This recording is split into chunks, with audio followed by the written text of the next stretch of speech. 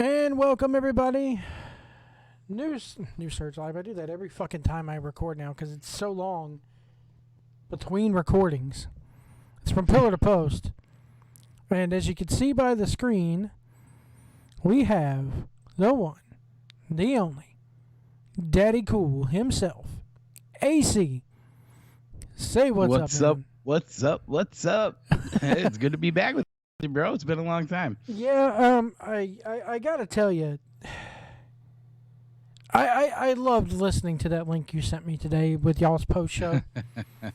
Because now I listen to you and Edwards and even Whitehouse review AEW, and it's like I fucking get so much joy in it now because I'm just sitting there going. I even messaged Edwards while I was listening to it, and I was like, "Yeah, I'm listening to your show," and he's, hold on, give me 1 second here. My computer's wanting to update itself, and I'm like, "Nope, you're not. You're not going to do that." I love those issues. All right, there we go. That should be good.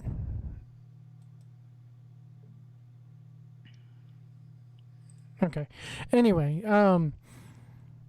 because I'm listening to this, and around right before y'all are, I think it's right when you're discussing the ladder match. Mm. And let me preface this by saying they got my money this time.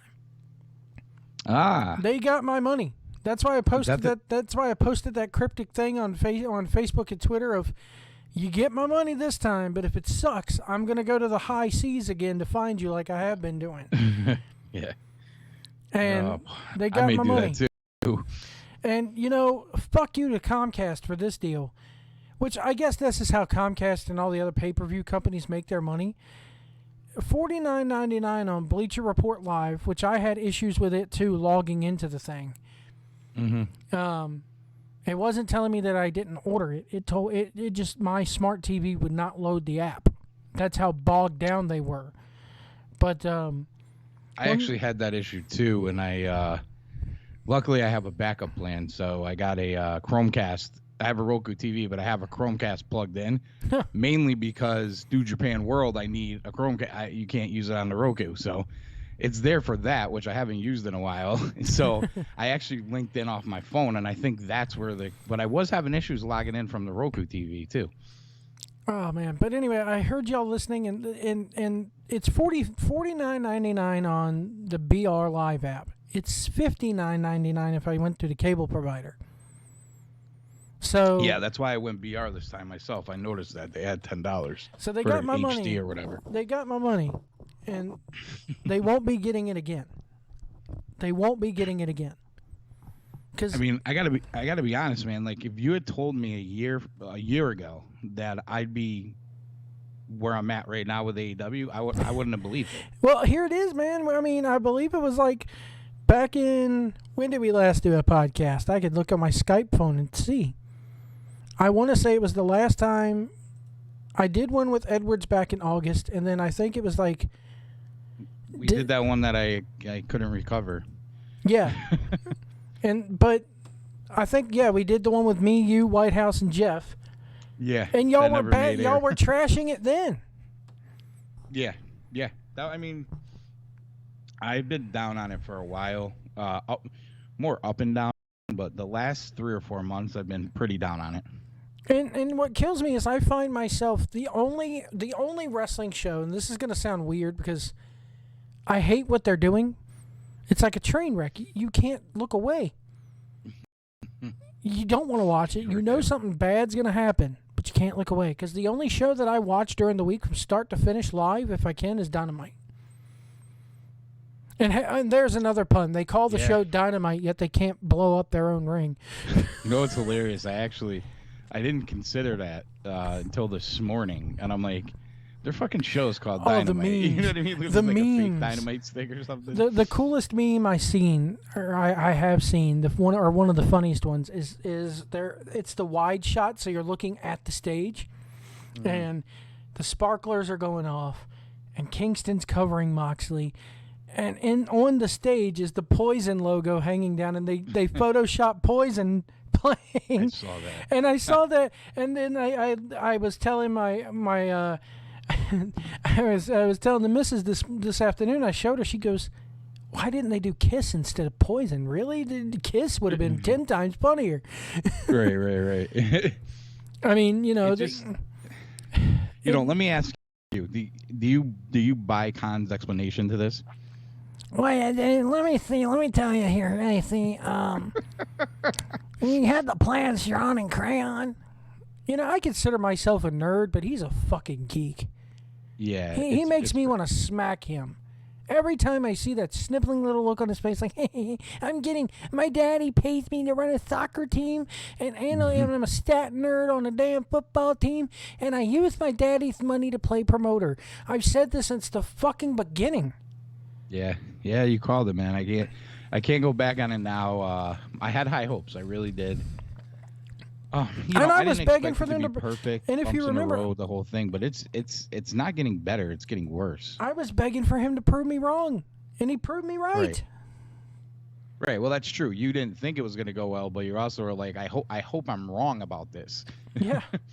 And I just don't see it changing because, I mean, this, like, we were kind of covered on our show last night. I mean, you could think about it. There's like 30 tag teams there. And they just keep bringing guys in, and it's like you're doing nothing with most of the roster. If you go back and watch WrestleMania 14 from '98, Screwjob had just happened. The whole point of the Survivor Series '97 was called Gang Rules because you had the Hart Foundation, you had DX, you had the Bariquas, you had the Headbangers, you had all these different gangs. As my microphone slips out of the holder, you had all these different gangs. So when WrestleMania 14 came around, and they opened with a tag team battle royal, you had 2 teams from the Bariquas in there and 2 teams from this faction, and there's like, oh my God, really? And then you got, I agree with you guys, Bear Country. Bear Country reminded me of a CWF tag team. Of a CWF Mid-Atlantic. You would have seen them on CWF Mid-Atlantic every week on YouTube if AEW wasn't around. And I posted like a funny thing on Twitter this afternoon because I was bored in the car. And I'm like, does Bear Country live at Country Bear Hall? If you've ever seen the movie The Country Bears, it's a hidden gem. Go watch it. The whole movie is that they're trying to save their home, their concert space, the Country Bear Hall. And so you guys were spot on with that whole battle royal. And I know we're jumping around here, folks, but go to podbean.com, look up Retromania with a WRETRO Mania, and you'll find the Cool Truth AEW Revolution explosive review, which is way more explosive than the match. And here's another thing: my 11-year-old stayed up late to watch it with me. He doesn't watch the Wednesday night shows. He barely watches Raw and SmackDown anymore. But he looked at me right after that match, right after the ring blew, quote unquote, blew up. He looked at me and goes, "Dad, that was lame."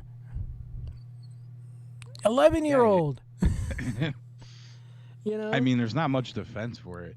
And the one thing I question, if Khan was telling the truth about it, and thanks for the shout out, by the way, and thanks for spelling it right, because I never would have spelled it right. I'm fucking horrible at spelling.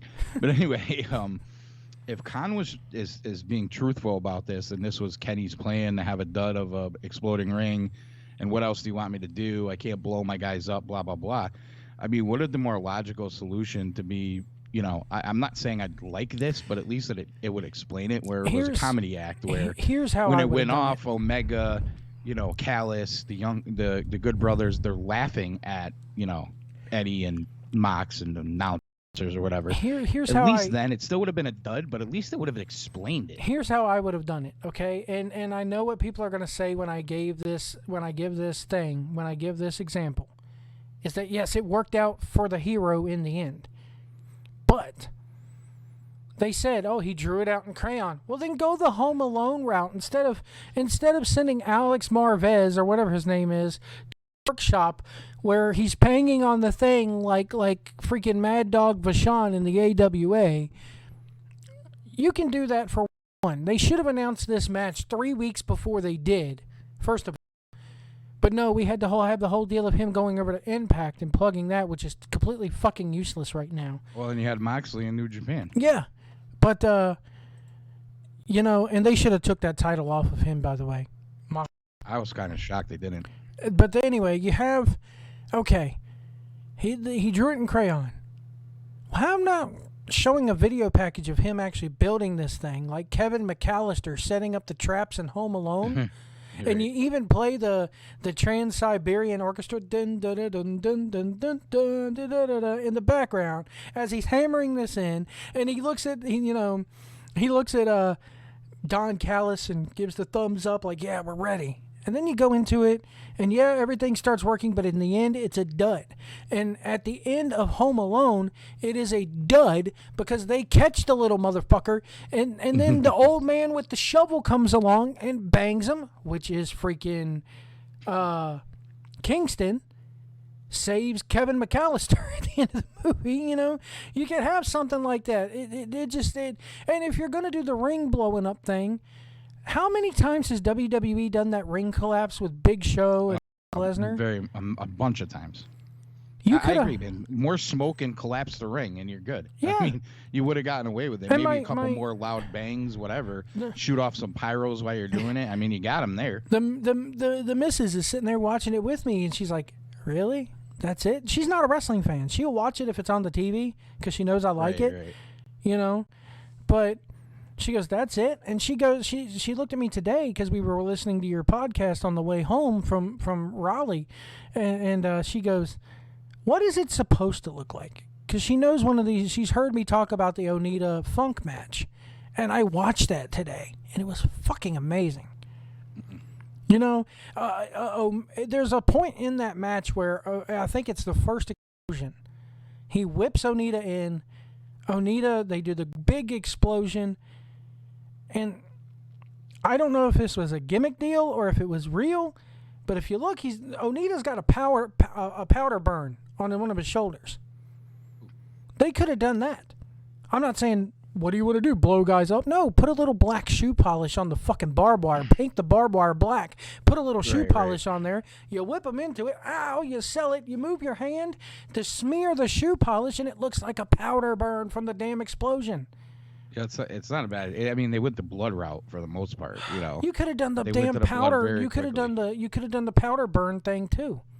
You could have done both. It's fucking shoe polish. You go to this grocery store and you buy a $2 thing of black shoe polish. It's funny not having maybe that third voice, having a TV guy, having like another hardcore guy that maybe retired or whatever back there helping with this. It you could just tell this is. I mean, I don't want to call it lazy because I really don't think it was lazy. I think the intention was good. All they had to do was make a phone call to one guy. The execution is the problem. And I mean, Khan's excuse is it's kind of smug. I mean, he's dork, always smug. That's just it. Yeah, I listened to it again, and it's like, I mean, he drew it in crayon. What'd you expect? I mean, stupid wrestling fans. That's what kills me. He gets on there and goes, and then in the exact same media scrum, he goes, we planned it out during the day, and we practiced those explosions. So you're half kayfabing, and you can't do that. Right. How does anybody, I don't like the press conference after the pay-per-views anyway. Neither do I. And the other thing too is the media members or whatever the fuck they are that are there. Oh, great show, Tony. It was such a great show. Oh, by the way, how's Sheeta? It's like, come on, guys. Access, it's what we call. Just had one of the worst endings of a pay-per-view we've seen in years, and great show. It's what they call access media. They don't want to. They'll kiss their ass because they don't want to lose that access. Because WWE sure as fuck doesn't give them this. Yeah, WWE sure as fuck don't give them this kind of access.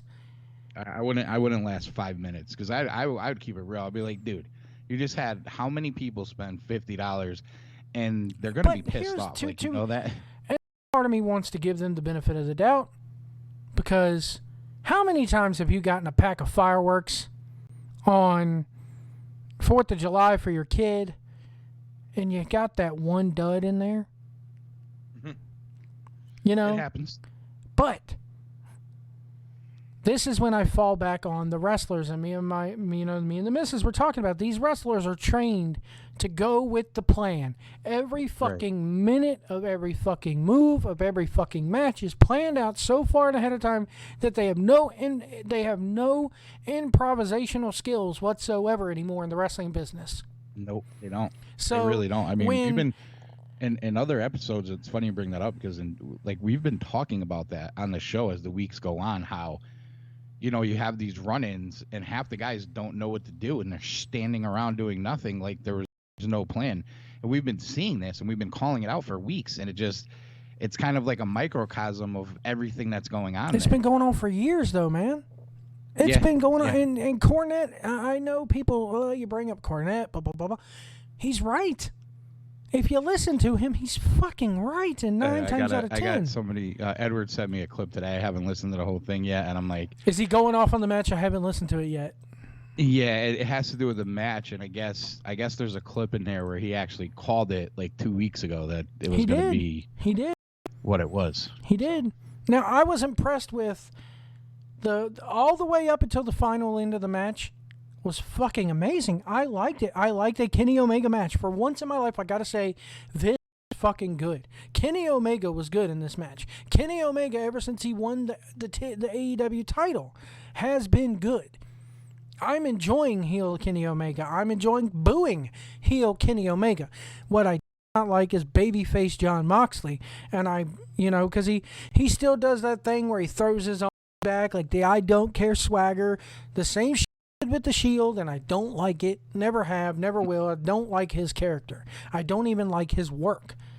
But this was good. After that bomb of a damn I'm so sick of the cinematic matches. You guys put that over big. I'm so sick of seeing it. I really am. Part of the cool thing about wrestling is it's live and there are no retakes. Yeah, I'm with you. I was kind of over the cinematic matches, though. I just thought this one worked for what it was. The music and the commentary, it's a wrestling match, not a movie. And I read somewhere where, Darby Allin was so excited because he gets to use his film school skills. He went to film school, Yeah, I guess he produced most of it. He's a junior filmmaker or whatever it is. I thought they did a good job with it. I'm with you though. Like it's too much. It's too much cinematic stuff. I think that just kind of speaks to how I felt about the pay-per-view. That something like that would stand out. The rest of the work really wasn't that great for me. I will say that everybody made a big deal of. Oh man, hold on. Let me pull her name up. Because your boy Whitehouse, I love Whitehouse. But he can't pronounce Japanese names. Does he do it on purpose? Does he mispronounce them on purpose? Is that the gimmick? He's as bad as I am on pronouncing names. It's funny because I sometimes I'll remember and he can't. So I think it's hilarious that I can remember and he can't because I'm horrible with names. So Maki Ito, I did not watch the women's tournament because I just did not give a fuck. I didn't either. I didn't give a fuck. Same here. I never thought I would hear Jeff Edwards say enough of the Japanese wrestling. Enough with Japan. Enough with Japan. But Maki Ito, apparently she's this big thing because she's a former member of the group Lin Q, and let me look up Lin Q to see what they even look like. There's no picture of them here. Apparently they've had like a bunch of fucking members since the beginning of 2012 till now. But so I guess this pop group that she was a member of has been around since 2011, and they just keep switching in members. This is fucking stupid. Why would anybody continue to listen to this? But anyway, everybody makes a big deal about how cute she is. I know people are now going to take it this way now that I'm saying this. She looks like every other Japanese female wrestler. You put her and Riho side by side, and if I didn't truly know any better, or if I was a casual fan, which one's Riho and which one's Maki Ito? Unless you, I agree. they all look the same. They all wear those stupid Sailor Moon anime. Well, I can't say stupid because I love Sailor Moon, but they all wear Sailor Moon outfits when they come to the ring, unless they're like that one wrestler who trained all these fucks, who worships Freddie Mercury and comes out with the mic stand. I couldn't tell you her name off the top of my head, but they all made a big deal of, oh, the entrance is so good. Her entrance is so good, and she's so charismatic. I thought it was a fucking dud because I had heard about her through Meltzer, that, oh, she's a pop star and she can sing and she also wants to wrestle. She was so blown up from running out through the tunnel that when she went to sing, she was blown up. She couldn't sing. And is she a heel or a babyface with the flipping people off? Stone Cold flipped people off for years. He's a fucking babyface. Yeah. The one criticism I've always had is their women's division, and it just nothing changes. Their women's division has been cursed. Different faces, and the same stuff.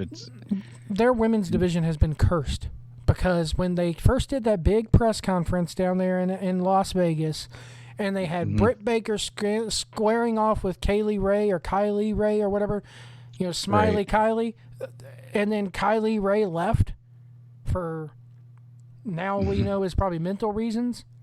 Yeah. That's when the curse hit. And then your former, I guess I could say your former boy, Kenny Omega, is booking the women's division. That's why all the Japanese women are in it.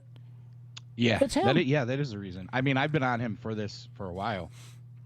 And and again, he's been doing it for a while with mixed results, and that's being nice. I mean, it hasn't been good.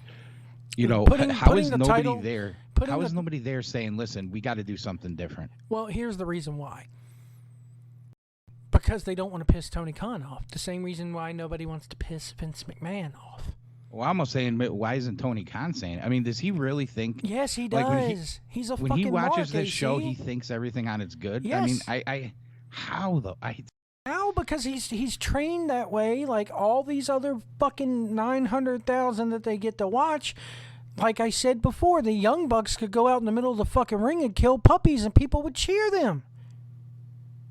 Yeah. And I like the heel turn. They started to turn him heel. The cult following that AEW has seems to. It is a cult. Have taken on his stance where, there's people that think this is the perfect wrestling show. Nothing is wrong. This is not a good show. He drank the Young Bucks Kool-Aid, and now he has a flavor named after him. That's what's gone. That's what's happened. He's now one of the cult leaders. Yeah. And I mean, even Cody. Again, a year ago, if you were like, you're not gonna be able to stand what Cody's doing, in February, March of 21, I'd be like, come on. You know where the tide turned for Cody? When this happens with wrestlers, when they try to branch out and do something that's not in their wheelhouse and not in their station. The TV show, you mean? The fucking Go Big show that nobody watches. I never watched it. Never watched it. Never could watch it. Never could. I watched one commercial for it, and I was like, this is what they got him doing? It's fucking stupid. Yeah, I agree. Yeah, it's a good point. Since he left to do that show, it hasn't been the same. And then you got the Snoop Dogg. Hey, my white ass is a fan of Snoop Dogg. I love me some Snoop Dogg. But Same here. Snoop Dogg song with him is fucking stupid. It doesn't fit his character. It doesn't fit a day. He doesn't even sell it anymore, really. Yeah. I mean, I get why they had Snoop Dogg on the show that time. I don't love it, but whatever. Okay, they did it. And I agree with you on the song. I've said it myself a couple times. I'm like, it kind of just ruined his entrance. It did. Absolutely. It ruined the song, ruined the entrance. But ever since he left to go, he dropped that damn TNT title, and then he came and left to go fucking do that. Hadn't been the same. Yeah. I mean, it's... I don't know if it's some of these guys wearing too many hats, maybe hats they shouldn't have. Yep. But I mean, they do have guys back there. Billy Gunn's back there, Malenko's back there. Even well, here's the Arn problem. and Here's the Tully problem. and They're there to take the creative that Tony Khan gives them for these people, and try to find a way to make it work. They're not there as creative consultants. That's not their job. And if I'm Arn Anderson, hey, I'm collecting a big fat paycheck from a big fat fucking money mark geek, then all I gotta do is fucking put a couple matches together and walk out there with Cody with a fake fucking playbook and clap and dance and sing. I'd do that in a New York minute. I wouldn't care how the fucking product went. Too. And you were talking about. I'm gonna get to the rest of freaking this pay-per-view because I haven't given my thoughts on it anywhere. You talk about Shaq. I was listening to Meltzer. You know what? You know the demographic that they got those Shaq that they got numbers with. We're over 50-year-olds. I didn't look that deep into it. They didn't get 1849 in. They got that number in because it was it was the older crowd. My kid does not know who Shaq is. He's 11 years old. Well, they do well with 1849 with or without that. Here's the thing. They're usually like 4 or 5 in the night. My 20-year-old stepson walks in while the match is coming. He's like, "Oh, Shaq, okay." He sits down, watches it. As soon as it's over, he got up and left. Yeah, so it's not accomplishing the goal. And he wasn't even really half paying attention. Shaq, and then they're like, "Oh, well, they didn't get their Sports Center moment." When was the last time Shaq at Sports Center? Shaq is an retired old man. That's why people over 50 watched him, because he's old. None of the current NBA fans give a fuck about Shaq right now. Yeah, he's on their pregame show. The one thing, he does have a huge social media following. So does anybody else. You don't see them doing this shit.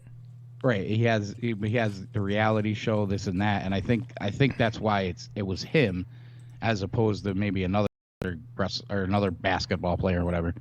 And I was impressed with what he did, because the big stigma was he always wanted to go to WWE and do something, but as far as actually putting in the work and learning to wrestle, he never wanted to do it. But this time he actually did it. And I think they could have probably saved that for the pay-per-view. It would have been a lot better than having Cody in that damn ladder match. Put that on, they put Cody in that because they were so busy doing the Shaq thing the whole time. He had no other. Nothing else going on. He had no other program. Well, they said Shaq couldn't have done the pay-per-view anyway because of the All-Star Game. Do you really need Shaq around the All-Star Game? Nobody watches the All-Star Game for Shaq. Well, but he works. He works for TNT. That's why. Yeah. Young Bucks versus the Inner Circle. I enjoyed this. You know why I enjoyed it? Because the Young Bucks came in there. They didn't even do their pose. They ran in and got to work. And I've always said that when the Young Bucks are serious, I love their work. I've always said that. Jericho is too fat and old to be doing this shit anymore. He's my second favorite wrestler, or was my second favorite wrestler in the world. It's time to hang it up. Yeah, that match was too fast and too long for him. It's too fast and too long for MJF too. MJF shouldn't be moving that quickly. He's a sniveling weasel heel. Yeah, he's different. It's a different. I think that's the problem with seeing FTR. That match would have been 10 times better. Well, even with the FTR match, the Young Bucks have to learn to slow shit down. I blame the Young Bucks just as much as I do Jericho. The Young Bucks need to learn to slow down. Well, that's what I mean. If you put FTR in that match, they would have slowed it down and made it better. The Young Bucks they work their match the way they work their match, and it never changes no matter who they're wrestling. I've always said that. You know what the difference is now, though? Now you see it almost every week. Before couple ROH matches here, couple once a month Japan on New matches, Japan. maybe you see them on the Indies. I think this happens with guys who go over to WWE too. When you start seeing them every week, some people get exposed. Well, here's the thing too. And to a certain extent, it wasn't the same crowd, but it was the same crowd from the standpoint of when the Young Bucks were on the Indies, you saw them every week if you wanted to. Sometimes you could see them twice a weekend if you wanted to. But one weekend you were seeing them for Ring of Honor, and then you were seeing them for PWG, and then you flip over and you see them in Japan, and it's different audiences.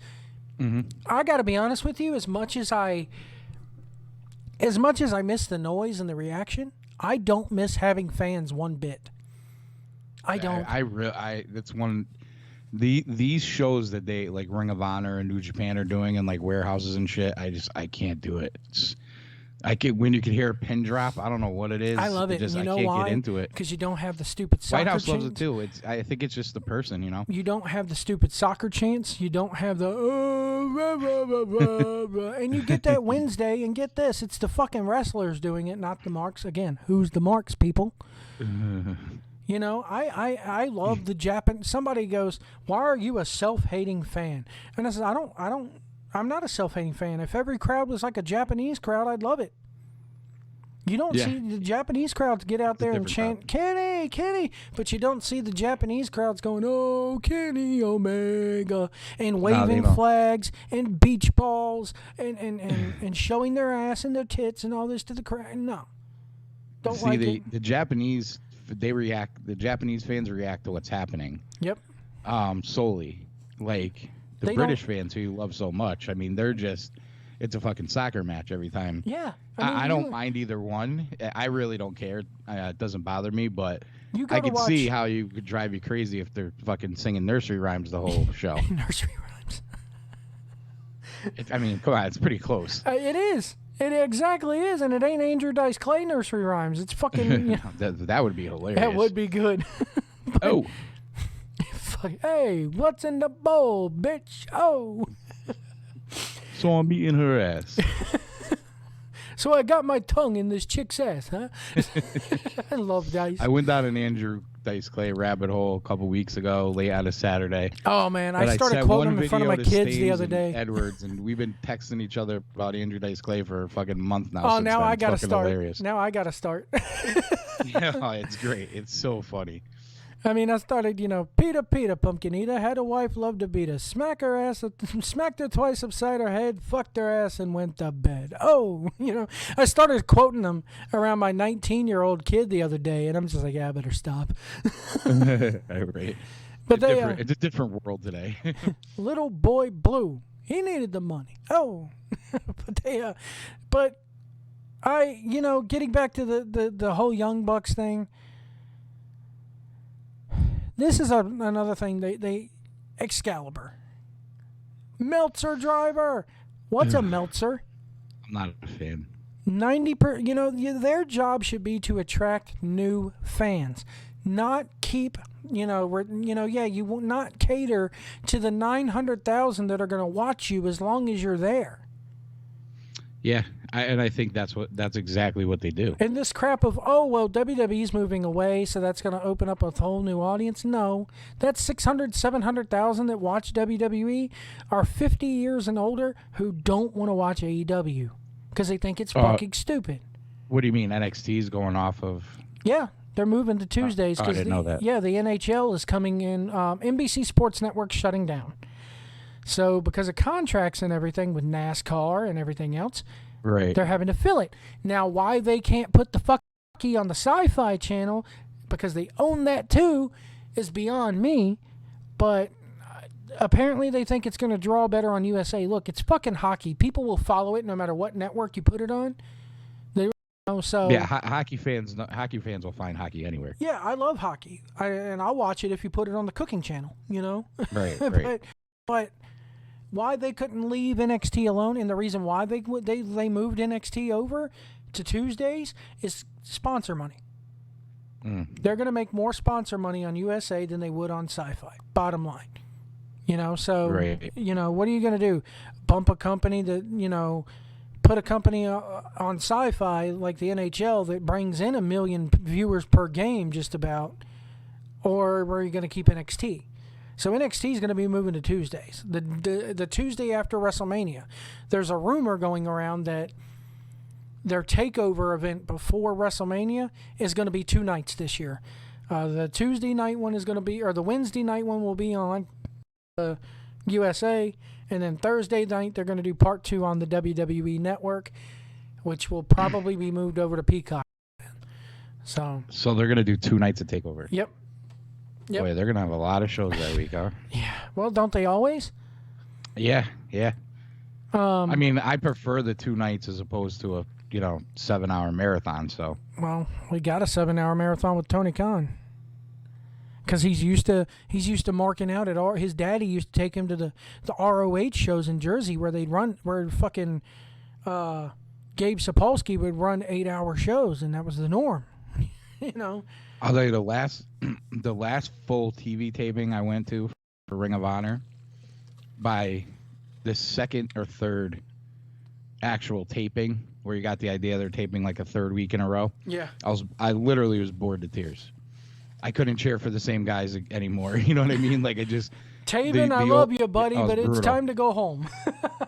Oh yeah, the pay-per-view was the night before, so you're already kind of like, it was the pay-per-view where Cody won the title, the ROH title. So you're kind of already spent after that, and then you're gonna have 4 shows taped the next day. And I think Cody came out like 3 times. By the third time, it was like, yeah, man, it's Cody again. He still has that better. was when they were doing. He still has better they did pyro. the Jay Lethal and Silas Young angle where Lethal was hurt. Yep. And Silas kept coming out and saying, and we haven't seen Jay in 21 days. I saw all 4 episodes in that one day. You're going to see him again next week. 20 minutes later, here's Silas. We haven't seen Jay Lethal in 28 days. I was like, Jesus, get the fuck out of here. Let's get back to this marathon of a Revolution deal. So the tag team title match was good. I think it was good in kicking off the show. The Young Bucks, that's like their thing now. They're curtain jerkers. They're there to get the crowd warmed up. And 9 times out of 10, for this crowd and for this group of fans, they do their job. I liked serious Young Bucks. I love the angle that they did with Papa Buck, where they, it's fake blood and he had it on his hand, but it looked cool. At least it gave the match a little something, Yeah, it had to, because they threw it together so fucking quickly. Because they've been harping on this shit with freaking Sammy Well, they got to do all Guevara. these battle royals, and they can't get a team to be a #1 contender even with their records and That's rankings. another thing. So they have to have like a battle royal to get there. Thank you. We can't go off our own ranking system to say, hey, the winners of this match will face our top ranked contender on Wednesday. No, we got to have tag team battle royal. It's crazy. I said from the beginning again, the rankings are going to be forgotten about and are going to be bullshit by 2 weeks in, and guess what? They were. Yeah, it is. They still. When I see, they don't show them as much as they used to. Remember, they used to show they used to do those little vignettes. Right now, the second-ranked tag team. It's like they still show the numbers beside the nameplates. Yeah, they do. They show the records, and they do. Yeah, it's terrible. I actually brought that up with Britt Baker. On the pre-show, they're talking about, she's 4-1 this year, and she's 7 of her last 9. But the problem is, the only 2 matches of consequence that she had, she lost. Mm-hmm. Yeah, well, every match that she's won, every 1 match. and 2 in the 3 she had. She did beat Thunder Rosa in one of them, so that's a good win. But the other 2, she lost the 2 biggest matches that she needed, and they spent weeks getting her over, or trying to anyway, and they just never did. And half those matches are on Dark, which nobody watches. Well, that's the other issue, because I remember Ray Phoenix. I saw his record was like 38-12, and I'm like, he wrestled 50 times when? Yeah, look at Bear Country when they introduced Bear Country. Bear Country's in that little ticker where they show the things from Dark. It's like, I don't know who half those motherfuckers are, but when they do make it to freaking the big stage for one match where they usually are jobbing out, it says they've won 6 of their last 10 on Dark, and it's like, who the fuck is watching Dark? Right. Nobody watches that shit. It might as well be Shotgun Saturday Night. The kid that they got over for Cody a couple weeks ago, I can't remember his name. He was like 0-29 or 0-39. It was like, what the fuck? See, and here's what I'm hoping they do with the new thing. The Dark that comes on Tuesday nights, kill it, or don't have that be the AEW Revolution or AEW the Dark, whatever they're doing with Big Show. Have that be your Dark program. Do it 2 hours every Monday night or whatever, whenever you're going to do it on YouTube, and then that's your Dark matches. And you only have it feature people who you've never really seen before. Your show, that the 3rd hour that you're doing on TNT, That's your WCW Saturday night show where you go 1 hour, 6:05 on Saturdays, because what else is TNT showing on Saturdays until NASCAR gets around? And reruns of movies. Yeah, but have that 1 hour on there be your WCW Saturday night where you have the next level up from Dark. And they're facing each other, and maybe have a couple squashes in there. And then you have Dynamite, which is where your big shit happens, you know? Right, and I think the reason they're trying to keep all of those is because the roster's so big. Yeah, God. And the weird part is that they do more storytelling on fucking Being the Elite than they do anywhere else. No, and they plug Being the Elite. So does that mean it's canon? Does it mean I have to watch Being the Elite now? Listen, I heard an interview with John Silver. He was on the Glorious House of Gains podcast, the Robert Frank podcast. And he said, his words, maybe not exactly, I'm paraphrasing a little bit, but he basically said that, yeah, they do what they want in Being the Elite, and they're allowed to carry that over on the Dynamite, and they pretty much do what they want on both shows. And I mean that's not a great recipe, I don't think, you know.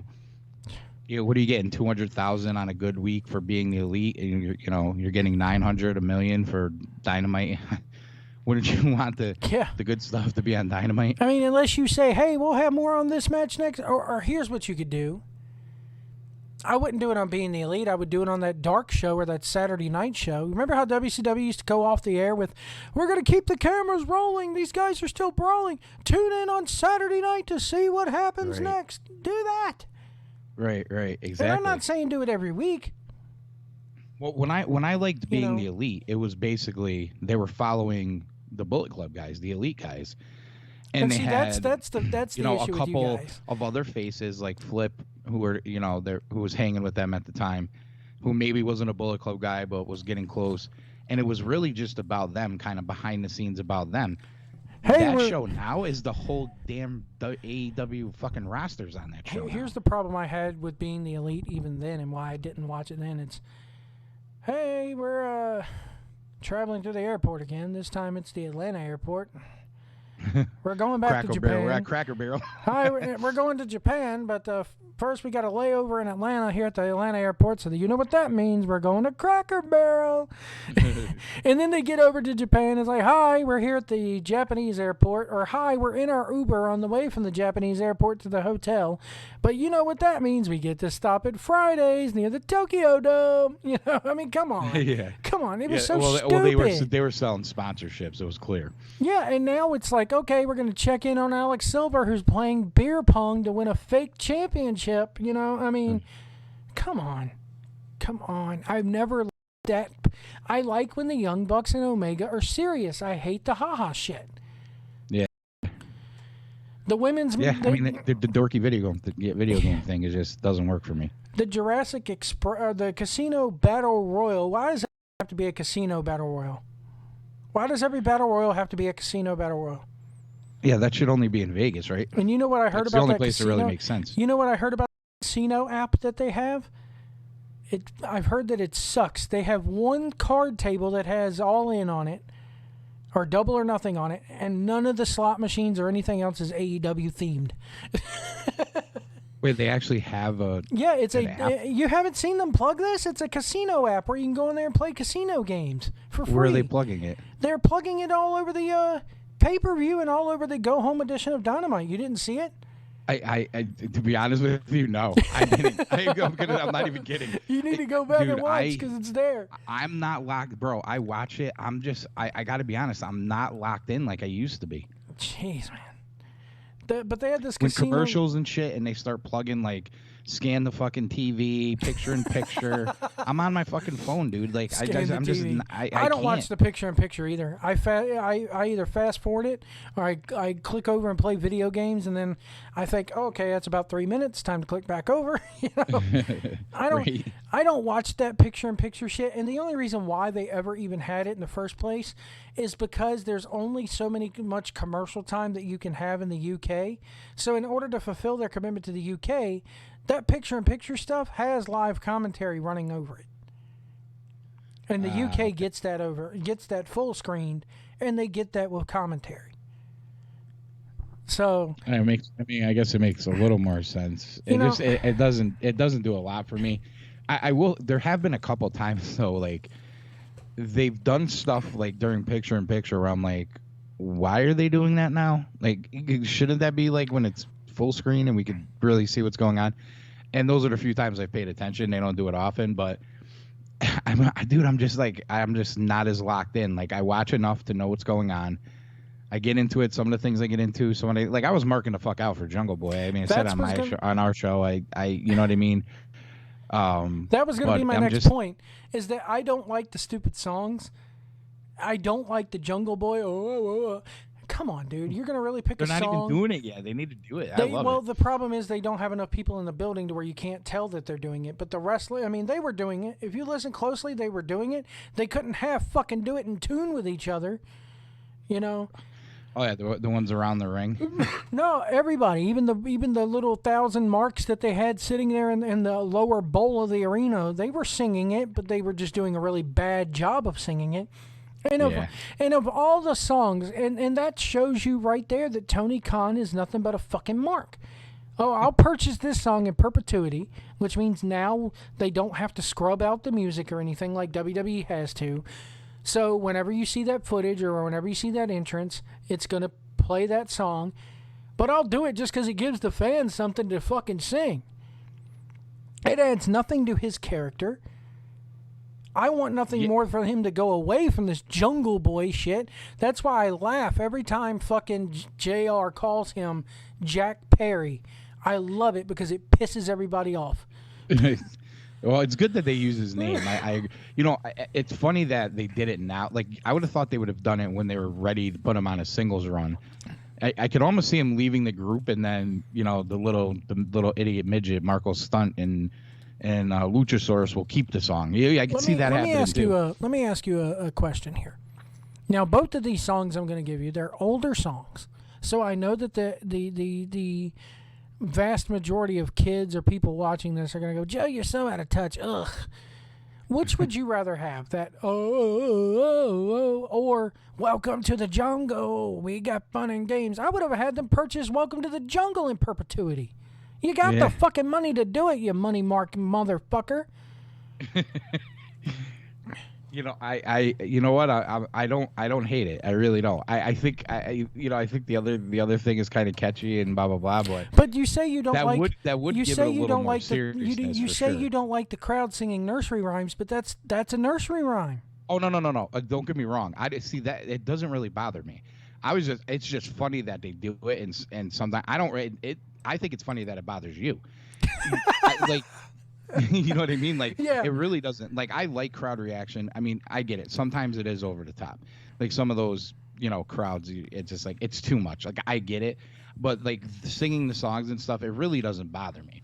The damn Enemy, if I hear them sing Enemy one more, I have to mute the TV during Jericho's entrance now.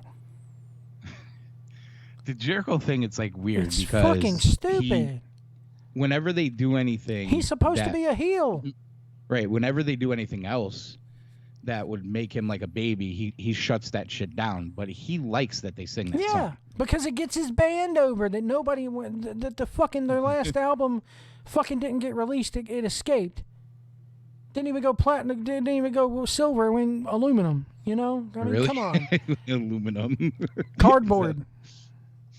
He's not a fucking good. I mean, yeah, a couple of their songs are okay. But and I even like Judas. That's the best song they got. I even like Judas, but I've heard it played so many fucking times, and these mark-ass idiots have sang along to it so many times that it's ruined the song for me. And it's going to be the same way with this Jungle Boy shit. Yeah, I wonder if the Jungle Boy thing's really going to catch on like we thought it would. It will once they get fans in there, but it only adds to the fact of I don't like the Jungle Boy character. It's only going to get in there. How many... him doing the loincloth and being with the dinosaur and showing him sitting down by the riverbed like a monkey on his Titantron video. No, I want to see serious Jack Perry. Because I guarantee you, if he got rid of that gimmick and actually opened up and cut a promo like I know he can, he might be a good heel down the line. Yeah. Or even a good baby. I was actually... when they FTR almost cut his hair off. I almost thought they were going to do it, and they were transitioning to get him out of there, and then that didn't happen. I was begging for it. I was like, yeah, cut his fucking hair. Yeah, I wanted him to do it. And of course, you got the midget run out with a fucking chair. He can't even reach the top rope. My son looks at him and goes, I could take him, Dad. Of course, I mean, that's one. I can't get past that one. Like, I crush Marco Stunt whenever I can. And that's where, one of those things where you could point to where they just don't get it. And people forget, like, oh, he's a stunt. He's a stunt. No, to me, he's called Marco Stunt because his growth got stunted. Yeah. He should be wrestling Rio. Yeah, you talk about and the middle finger girl. Speaking of Rio, that's the next one I have on my list here. I could not give two fucks about this match. This Rio Mizunami doing the fake fucking. When Kenta Kobashi and Samoa Joe wrestled for Ring of Honor back in, I think it was 2002, 2003, 2004, I think is when that match took place. And Kenta's over there doing the multiple chops in the corner. They look like they fucking hurt. I watched Rio Mizunami do this shit to fucking Hikaru Shida, and she's barely tapping her on the chest. Oh, she's doing that. That's the Yano bullshit. God. I fucking hate it. That's the Yano bullshit. The slap. It's just a slap. Slap. One of these days, Yano's going to win a title. And the idiot Excalibur is going, hard chops. Well, maybe they're not that hard. Come on, dude. You're talking about a guy who does commentary in a mask. You can only take him so seriously. I get the sense that there's not a lot of love there with him and JR. Me too. JR doesn't like that motherfucker. JR at this point, you could kind of sense it. You could sense it over the course of the last 6 months. JR doesn't want to be there. JR shuts that shit. He has said a lot of things recently. Yeah. JR shuts that stupid shit down whenever he can, too. The tag team battle royal, we touched on Bear Country, the Gun Club. I never knew the Gun Club were members of the Nightmare family.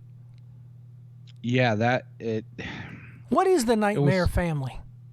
Okay, we actually did about 20 minutes on this on a show recently, trying to figure it out, and trying to what is it? Do we have to draw a family tree? Tree? Is it like a fight team? All the same questions. You don't really know. Brandy was coming out with QT and Dustin for a while. Okay, you could explain it a little bit, but and now then they're in there. Then she did the voodoo. Then Brandy did the voodoo shit with fucking Kong. Well, yeah, this was actually after that. Oh yeah. So they just, when Kong left, they just scrapped that whole thing and just never mentioned it again. I actually liked her doing that. I didn't. I was like, okay, you're one day you're doing this, and then the next, my husband, and then the next day it just pops up randomly. There was no build to it. There was no vignettes. There was no Kong has hypnotized her. They went and saw the witch doctor. Nothing. They do that bullshit all when the bunny left the Butcher and the Blade and went to QT Marshall. No, how about 2 not months, even that? How about then she just goes back? There's no explanation. How about when she signed to the company as Allie, and she was Allie for like a month, and then all of a sudden, she's the bunny. Who the fuck is the bunny? It was right after she had that pre-show match. I think it was with Brandy, and everybody crushed it. And she came back right after that as the bunny. And it's like, we're supposed to know who's the bunny. Why is she? They never explain why she's like that. They never explained, she was like this before in TNA or nothing. It's very hard to get invested in a lot of these. And what kills me is this is so good and this is so great, but they trash WWE for doing the exact same shit. Did the brass ring bother you? I thought it was stupid. Tee-hee-hee, inside joke, tee-hee-hee. Yeah, exactly. Again, they can't. I'll say it because they went out of their way to say we're not in competition with anybody. But every chance they can, they gotta try to throw like a jab over there. I'll you know? give you my analogy that used to piss Edwards off so much. We're up in our treehouse throwing rocks into the neighbor's yard. That's what it is. I've said it from the very fucking beginning. You're not wrong. One of you guys said the inmates are running the asylum, and that's the exact verbiage that I used on one of our shows before this shit started. That's the exact verbiage that I used. The inmates are gonna run the asylum. Yep. They're a bunch of fucking kids in a tree. Tee-hee-hee. We stole the brass ring from gimmick from Vince. It's so dorky. It's so well, dorky. look at who you got running it. Yeah. I'm a comic book video game computer nerd. Okay, I'll admit it. I'm a fucking nerd at heart. Always has been, will be.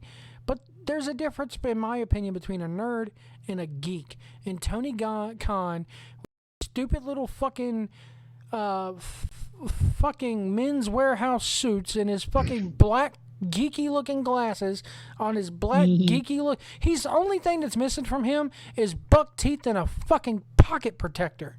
You know?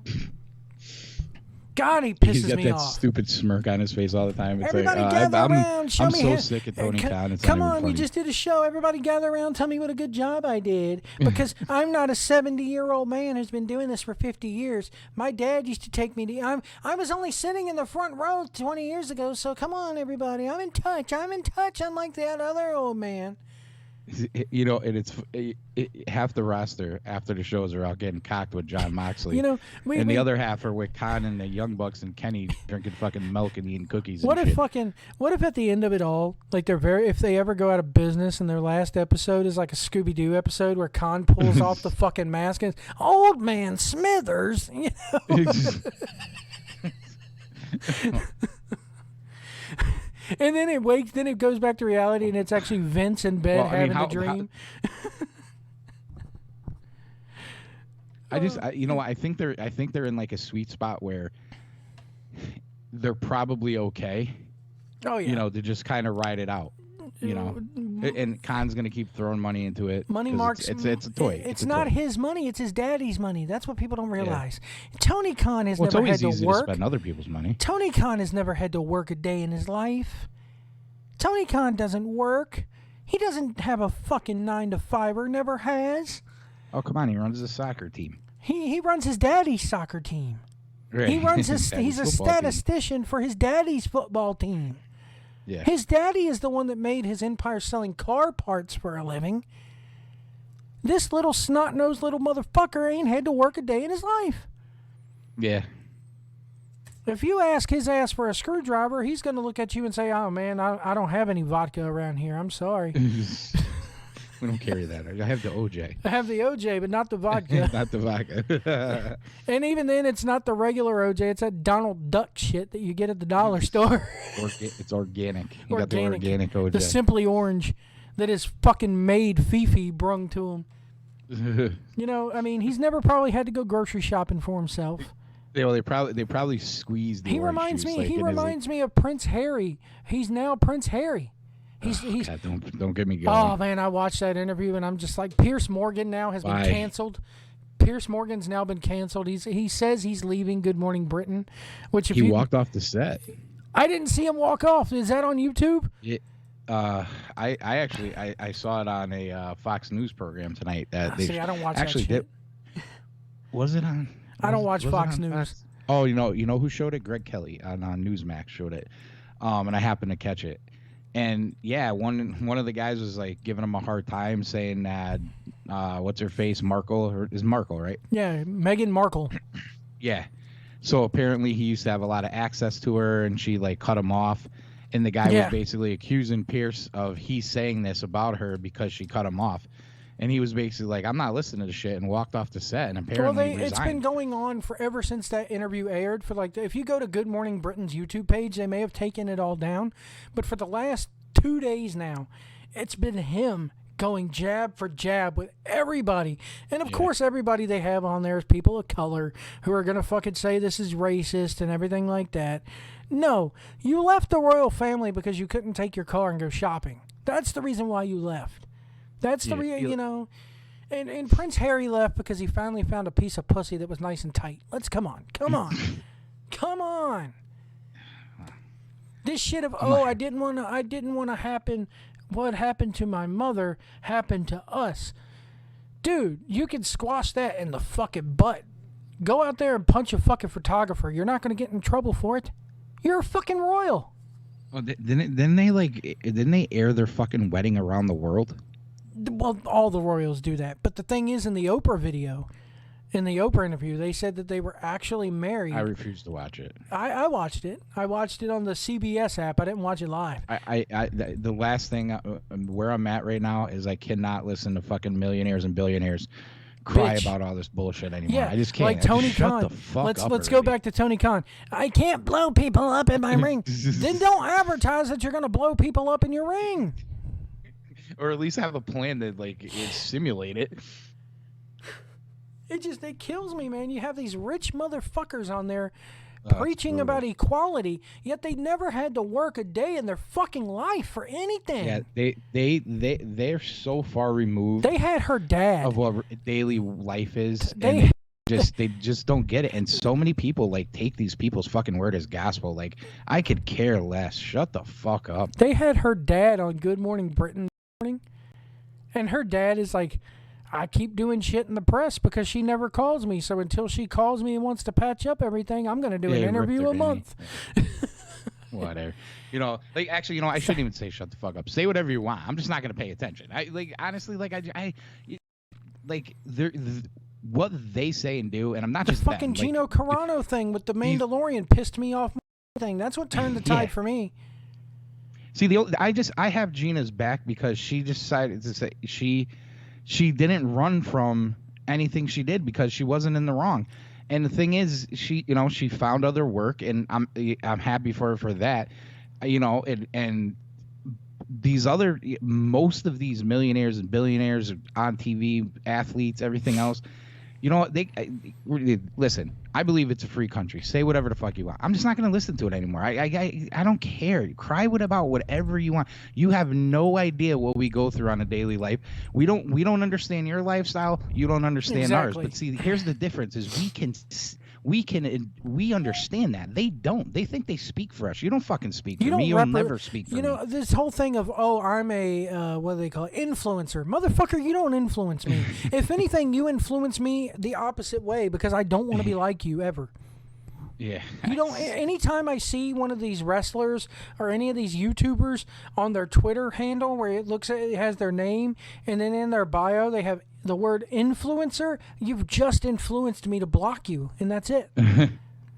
So I got, I listened to the Glorious House of Gains podcast I brought up before, and I like Robert Frank. He's like the car rage video guy, and he's basically a better promo than 95% of pro wrestling. And his videos he does are funny. They're hilarious and better produced than what we see in wrestling. I'm like, this guy can go to AEW, Ring of Honor, wherever, and probably teach promo school. I'll even go back further. Muhammad Ali. I always said Muhammad Ali was in the wrong business. He should have been a pro wrestler. Dude. Can you imagine if Ali was a wrestler? Can you imagine if Muhammad Ali was a wrestler instead of a goddamn boxer? Yeah. Yeah. Oh, yeah. Come on in, pal. Listen, he was probably making more boxing than he would in wrestling. It might be reversed now. When you talk about athletes that had issues and were treated a certain way, Muhammad Ali, that's a whole different story than what these fuckers are going through today. And that's why with these rich motherfuckers, that's why I from day one have called him Money Khan, because that's all he is. He's sitting. Who's that, Khan? Yeah, Tony Khan, Money Mark Khan. You were saying me and Edwards are trying to fight you off on that. It's hard not to. You can't fight me off on it anymore. Right? No, you can't. And I don't normally listen to his press conference. And yesterday I did because of what happened. And even this smugness of the way he answered the questions, I'm just like, this guy's a fucking asshole. If you go back to that's because he's rich and he's got money, he can say and do whatever he wants, and he'll never, as long as he doesn't rape or beat a woman or rape or beat a child, he'll never be canceled. He's not gonna ruffle feathers. He's gonna play PC. But you're right. He's gonna. if you go into that press conference and you press him, you're never going to get in again. Yeah, it's access media. Yeah. You know, it's like why websites like IGN and Nerdist and comicbook.com, they don't give honest reviews on movies or video games. Except for Cyberpunk 2099 or whatever that Cyberpunk game was, because the damn bugs were so glaring in it. But anyway, Money Mark Khan, like if you go back and watch the Brody Lee tribute show, which was a great show from top to bottom. Yeah. When he comes out there and gives the title to -1, he looks so awkward and out of place, and he didn't know what he was going to say. He just looks so awkward and out of place, like he shouldn't. It's like, does his daddy know he's playing pro wrestling promoter? You know? Yeah, I think it speaks to the preparation, and it speaks to the way the chaoticness of everything they do. There's not they don't have the same preparation. Like, you know, not to keep comparing them to WWE, but they're working on their shows all week. They may scrap the fucking thing the day of and rewrite it and all that, but they're constantly, you know, perfecting the show, or trying to, at least. Sometimes it's not great. We talked about it. We kill them all the time. But you see, with AEW, I just think it's like fly in the day before and, you know, go for it, you know. My son, I made her watch the end of the Onita match, because she's like, what is supposed to happen? And like I said, I made her watch the end of the Onita Funk match, where they actually blew up. It looked like the fucking ring blew up. They had big-ass oil barrels around the ring, and at the end of the fucking match, there was so much fucking smoke and fire that surrounded the damn ring with the explosion. If they could have had the means to do the ring collapse then, and they would have done it, that would have been it. Nobody could have ever topped it. They had a opportunity to top it.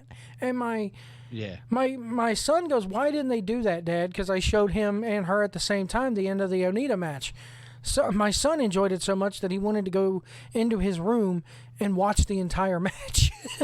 So, and the missus, she goes, well, she looks at my son and goes, well, Joey, maybe it's because they don't have the money. And I stopped her right then and there. I was like, this guy's father, who he gets his money from, has more money than Vince. Yeah. He's a multi-billionaire.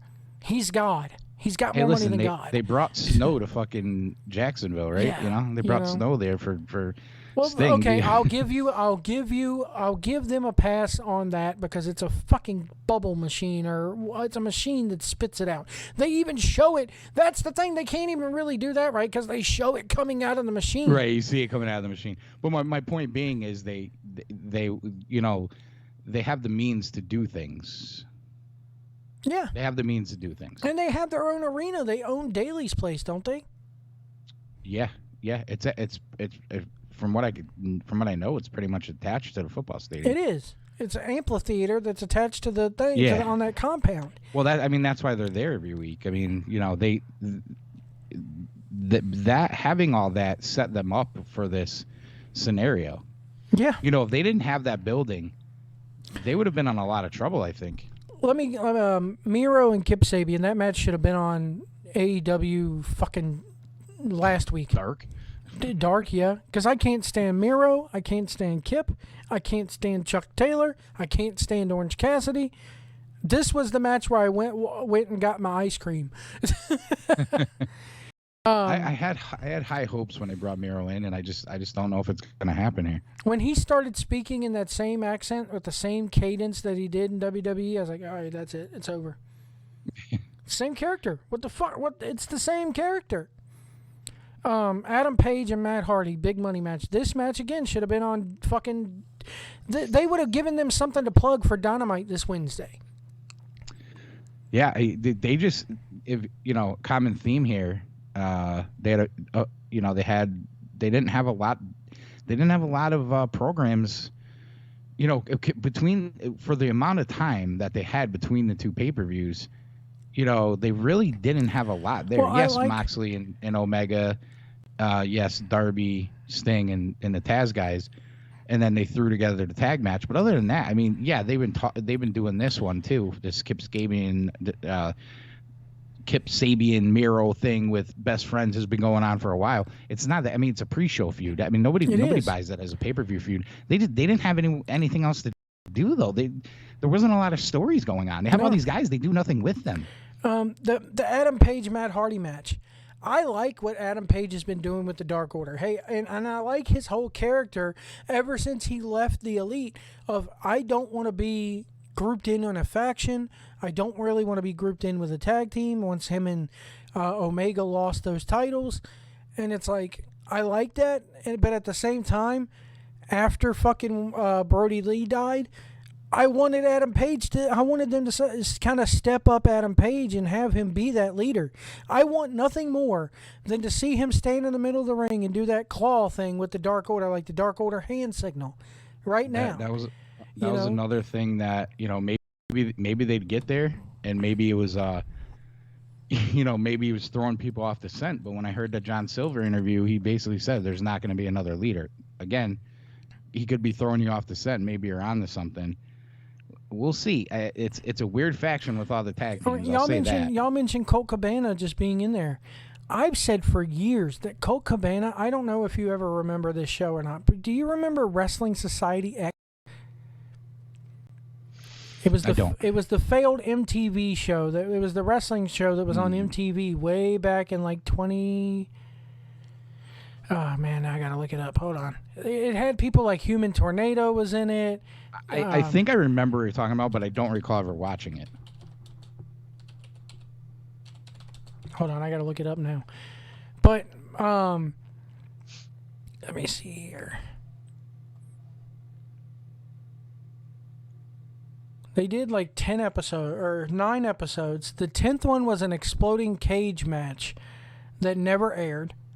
And if you thought AEW was bad, this was worse because instead of actually having explosions and everything, they did like fake explosion graphics on the TV. Come on.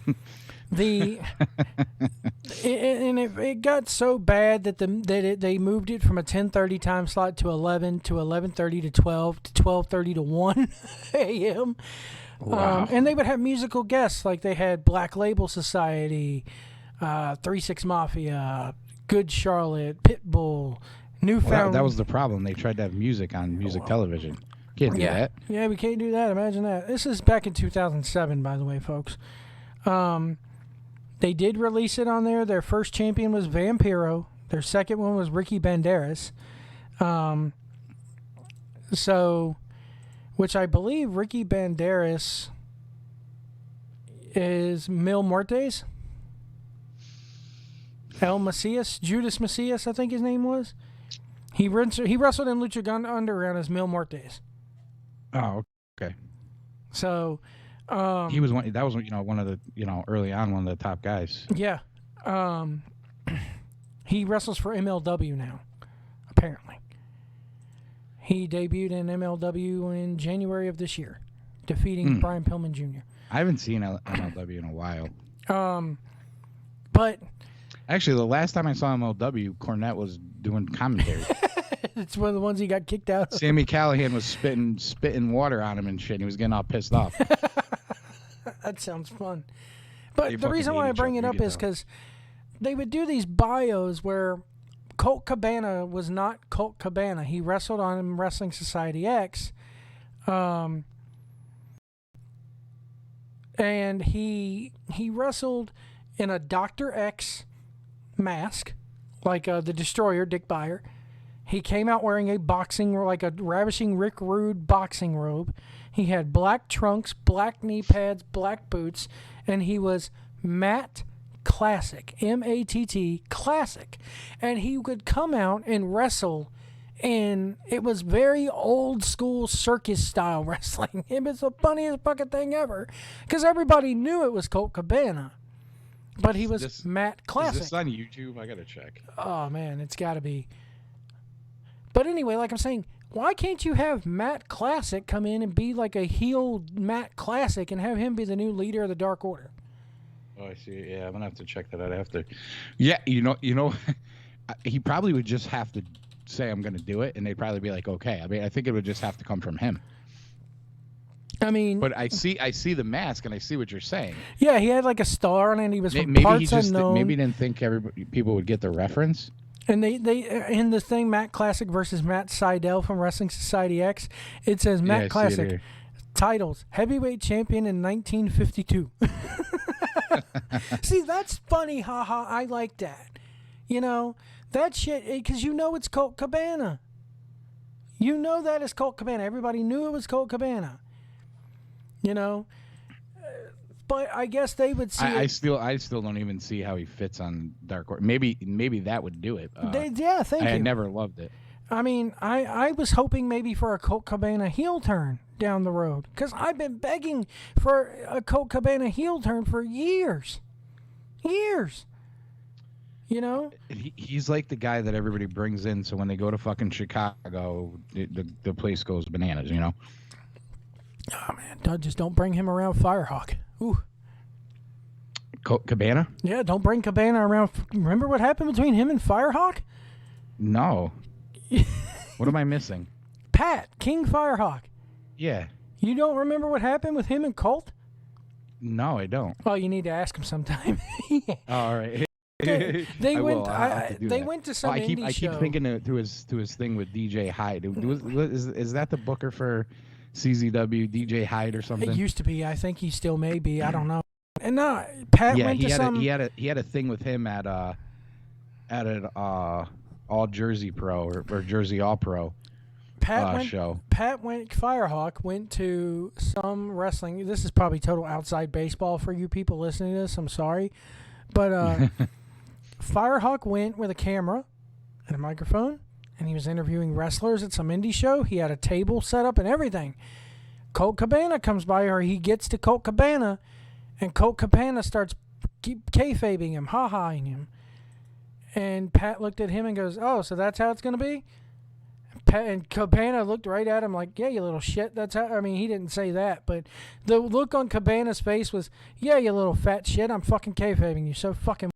Pat was pissed. But Cabana, I don't think he ever told me that story. Yeah, dude, Cabana had no right to fucking do that to him, because everybody else who Pat was interviewing, and he was doing a good job, got to put Firehawk over here for a minute. You know, he was doing damn good, and Cabana just decided to be a dick to him out of nowhere. And to this day, Firehawk, as far as I know, Firehawk can't stand some fucking Colt Cabana. Wait, you're telling me Firehawk holds a grudge? Yeah. Is that what you're telling against me? Colt Cabana, yeah. I don't care about the grudge he holds against me, but I mean, or the dead guy that he probably still holds a grudge against. But oh man, I didn't even think of that. Yeah, yeah. I gotta ask Colt Cabana. I don't like Colt Cabana either, so probably perfect. You know, who knows? Him and I probably did a show, and we were both so fucking hammered we don't even remember talking about it. It's quite possible. No, there's video of it out there and everything. Let me see if I can find it. Let me see if I can find this. Oh man, King Firehawk and Colt Cabana. That's hilarious. I got to see that if it's out there. I'm sure he probably would know where to find it. I mean, yeah, they look. Oh man, you type in King Firehawk Colt Cabana, and all you get is his Fuck Colts podcast. But no, they're at this wrestling event, and Pat looks kind of professional. He's got the microphone. There's somebody holding the camera for him. It looks fucking great, and he's all excited for Colt Cabana. I mean, Firehawk is really getting there, and I get to interview Colt Cabana. This is awesome, and it was awesome. And he fucking starts kayfabing. I'm like, and Firehawk's like, "So that's how you're gonna be?" And he goes, "That's how it's gonna be." Doing that Colt Cabana shtick, and Firehawk was pissed. I mean, pissed. We were discussing that for goddamn at least a full year after it happened. Oh man, that's hilarious. Next time, I'm not a fan of Cabana, so it doesn't surprise me. So I'm right there with him. I'm on Firehawk's side. Fuck you, Cabana. But if he would return as Matt Classic or turn heel, I'd probably enjoy it. Yeah. I mean, yeah. If you do something good on the show, I'm not gonna not like it because I don't really care for the guy. I haven't liked anything he's really done with AEW, but he hasn't really done much either. I thought the thing with Brody was kind of weird. I don't know why they even did it, but they did. But it's par for the course with AEW. I don't know why they do a lot of the things they do. I look at it this way, man.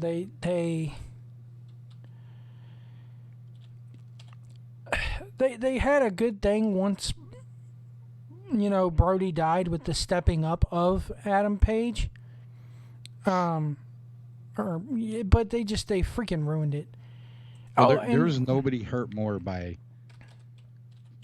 coronavirus lockdowns in wrestling, or for AEW anyway, than Adam Page, because he was the white hot guy, the guy that the fans were into him. They made the mistake of not putting the title on him out of the gate. They had their chance to make him a star. Yeah, I get the sense they don't think he was ready at the time, and then when he got hot, he had a fucking tag belt on him. And him and Kenny were just tag champs for too long as well. Like, we were just saying, just have anybody fucking take it off him just to break this thing up. I mean, obviously that's what you were gonna do, and they just want to go for it. And that's part of the problem too. They finally take the belts off them, and they break up the tag team, and you really never got that explanation what's going on here. You know what I mean? Mm-hmm. And he doesn't seem to go for, like, his on TV character is not going searching for these answers. Like, well, why did Kenny dump me? And you know what I mean? Like, there really was no. It's almost like, okay, we did it, we went away from it, and it's over. You could have even had them explain it with Don Callis going, I'm the invisible hand. I told him to go with Adam Page and just bide his time and just wait it out, because every single match that Moxley was having was wearing him down more and more and more and more and more. So all he had to do was win some gold to make a little bit more money in the background. And I'm there. The stupid shit like that goes miles. See, I think they think that having them wrestle in that tournament, like, put a bow tie on it, and to me it didn't. They just wrestled each other in a tournament. It really didn't put a bow tie on anything. At least for me, it just. If you're okay, this is I go to indie shows. You go to indie shows, right? I haven't been to an indie show in about. I've been to one. It's been over a year for me too. It's been well over a year. We're people who go to indie shows. When I go to indie shows, I'm okay with this kind of stuff because it's an indie show. When I'm watching a weekly TV show on TNT, Dynamite, with all this money and all these stars and everything else, and you get this lazy freaking booking, it's very frustrating. It really is. In their mind, and again, I gotta say, I told you so. AC, I'm sorry, but I gotta say I told you so. No. Because I said from the beginning. I said on our show last night, I was like, White was right. I said it from the beginning. I didn't listen to that part. That must be in the last 30 minutes that I've yet to listen to. I don't remember where I said I was like, what really fucking pisses me off? The fact that I got to say that White was right. That pisses me off even more. But, and this is what kills me is I said, okay, all this works on the indie shows in front of that same group of fucking chucklehead fans who sing their songs and do their dances, and they like dance breaks in the middle of. I'm surprised that hasn't happened yet. Oh my God, I'm surprised we haven't had a dance off yet. Don't give him any ideas. Never Whitey. say never. Don't give him any ideas, Whitey. But right. fucking, I said it. I said this from the beginning. It's going to work for their same little group of 1 million fans who fought and fought and fought to get tickets.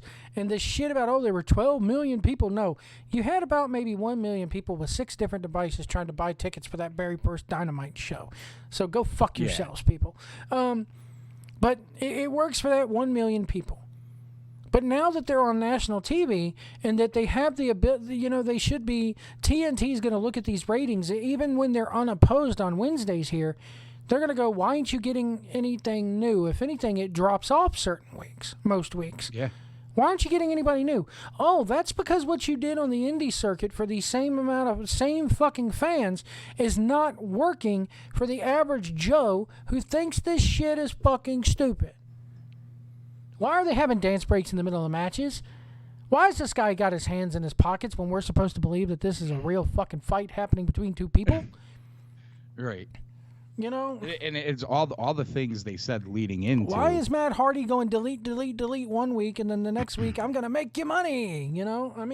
Well, even like it wasn't even, he went delete.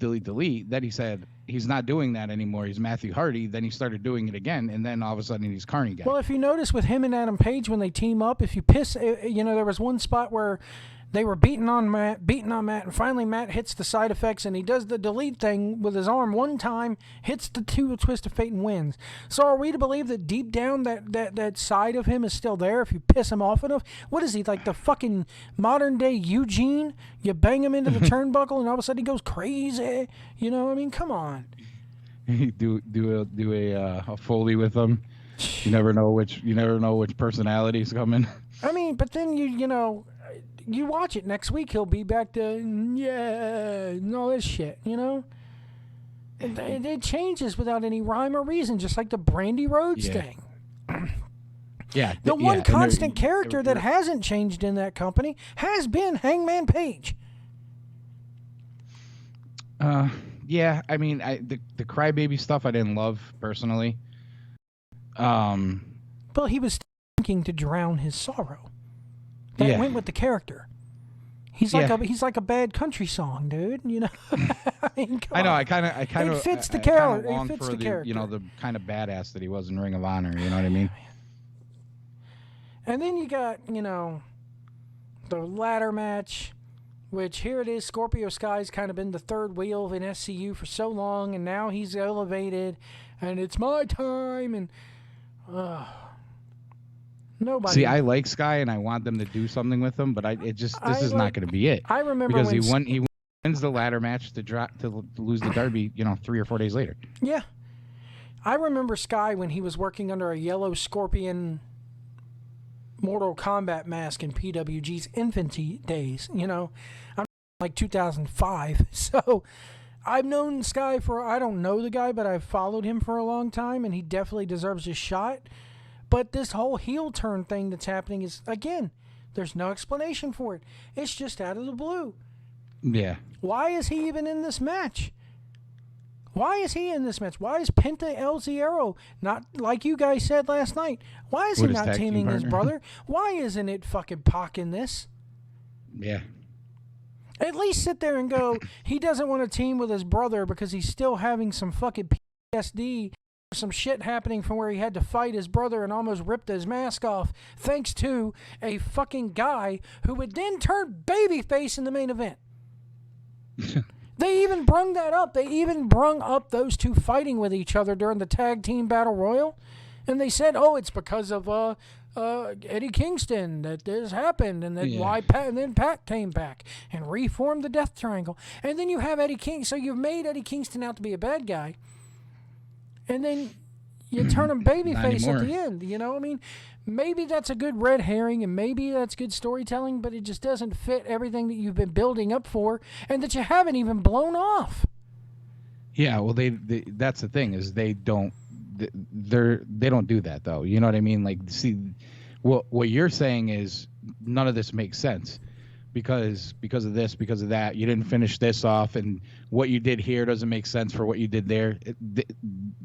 This is what they do, though, and this is why the show's not good, because of all those reasons. You know, they don't. That level of storytelling is just not there. You know, there's not a lot of checks and balances. You know, there's a lot of times they do backstage segments. Edwards and I have talked about it numerous times, where you just, do they really have good TV people producing these spots, or is it just, you know, turn the camera on, go, okay, good, we got it, and they're moving on.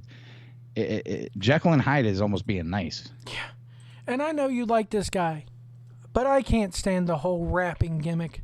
Anybody could come out Max there. Caster? I love anybody Max could come out there and talk about Kumo and the Dr. Seuss and all this and that. Anybody could do that. Hell, Vince McMahon used to have people go. That's the whole reason why Raw was taped back in '93, but they did the commentary live so they could filter in current events. Anybody could get out there and do what he's doing. But the work is the shits. You know, I don't know. I like him. You know, it's like John Cena. The rapping thing can only get you so far. If the work doesn't follow it up, then I don't care how good you know, you have to have both. But you know, isn't this the reason why they're doing the show with Paul White and Tony Schiavone? Isn't it for guys like him that, you know, only been wrestling a couple years? He shouldn't be in prime matches on a pay-per-view then. Right. That's a fair argument.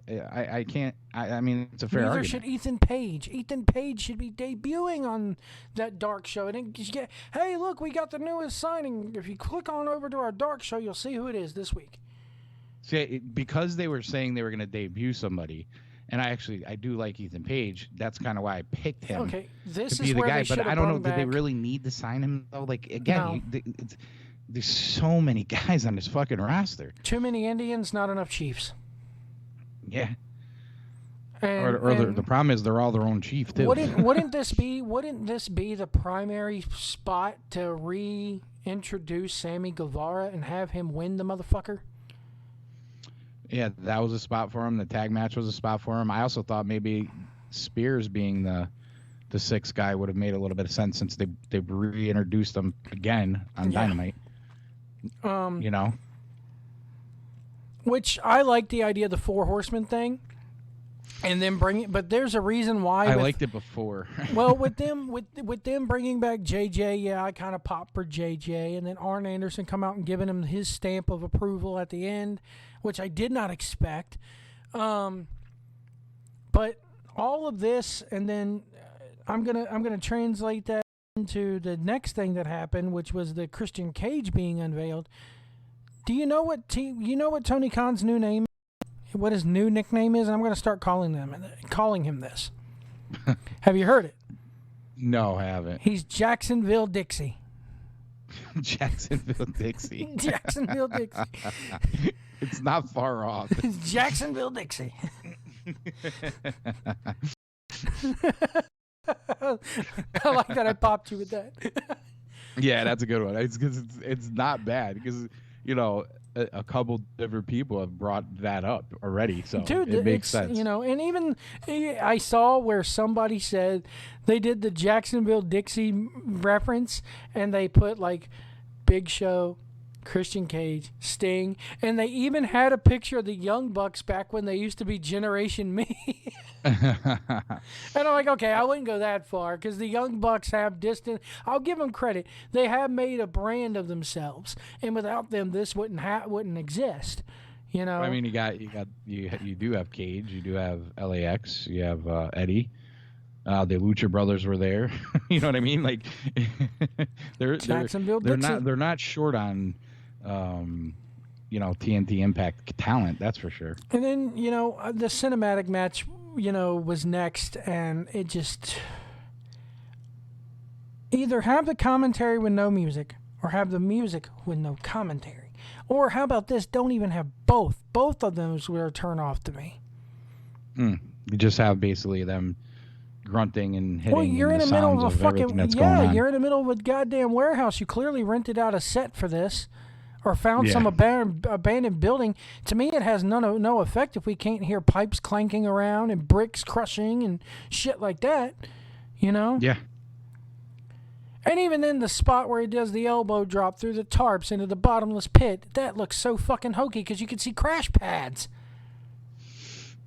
Yeah, I don't think they fell deep enough in that one. And if WWE were to do this, WWE has done this in the past, where you see the crash pads and everybody crucifies them for it. But this is the greatest thing since sliced fucking bread. The reason is all the people crucifying for that stuff are all watching AEW now and love it. Yeah. I think that's where what the problem pisses me off the most is that if WWE were to do half this shit on Raw, they would get crucified for it. Oh, And people, I agree and people 100%. are going to sit there and go, "You can't do that. You can't say if WWE were to do this." Bullshit. Bullshit. I can't. You can't sit there and say that a company is bad for doing something, and then but another company, just because they kowtow to your ass and fucking treat you as a pet like you're one of their pets, it doesn't make it any worse or any better. So on the previous show we did before Revolution, we went over the Wrestling Observer News yearly awards. Oh God, they fucking love that. Oh man.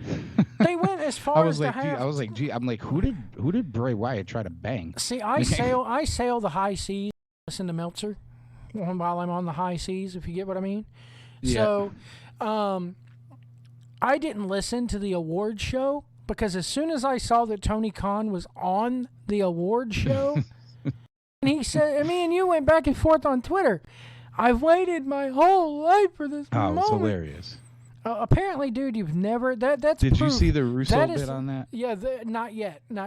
I need to go good. watch it. But Yeah, guys, it was good. the fact that he's busting a nut over the fact that he won Booker of the Year is proof that Tony Khan has. my whole life for this. It's proof that Tony Khan has never seen any genitalia but his own. That's the proof. Dude, I was making fun of him before that, and then that just put it over the top. And like it after this weekend, it's almost to the point of like genuine, just like I just don't even like him anymore. And they did like you see the before it was banner? just like I was like, they he's hung the up, dorky guy. like they I'd barely make his voice, you know. They barely showed it last Wednesday, but he fucking they have a banner up in their Daly's place touting this. But they White showed House it said so that. I didn't see it either. yeah, White they House brought showed it so quickly that you couldn't tell what it was for. I mean, what is fucking banner, Booker of the Year. I mean, come on, dude. And it's not even really a banner. It's like a sign that they put on the side of one of the stage lights to where, like, when the camera pans Right. by, you barely see it. Well, like I said to those guys who were doing this show, I'm like, do you think even Vince even knows the fucking award exists? He won it how many? Who knows how many times? And He probably doesn't even know it exists. He doesn't give a fuck. Meltzer's like, yeah, the Academy Awards, people celebrate them. Dude, it's the fucking Oscars, for crying out loud. These are multi-million-dollar films. You're barely drawing 1 million people. Well, and the other thing too is the Oscars are just Hollywood like jerking each other off. Like it's Hollywood people celebrating Hollywood people. It's done for them by them. You know what I mean? You know, but the problem is they're making good movies. You know? And that's another thing with all these cinematic matches that AEW has having, you know. If WWE were to keep doing this on the same basis like they are, people would be going, "Oh, goddamn Vince making his movies again." Pal. Goddamn. Well, I mean, I think everybody's kind of overplayed it, especially AEW. But I mean, they've done enough of them too over there.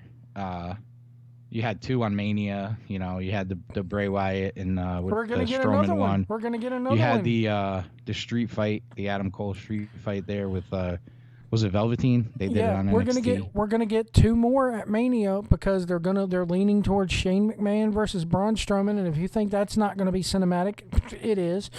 And they're gonna have Bray Wyatt versus Orton.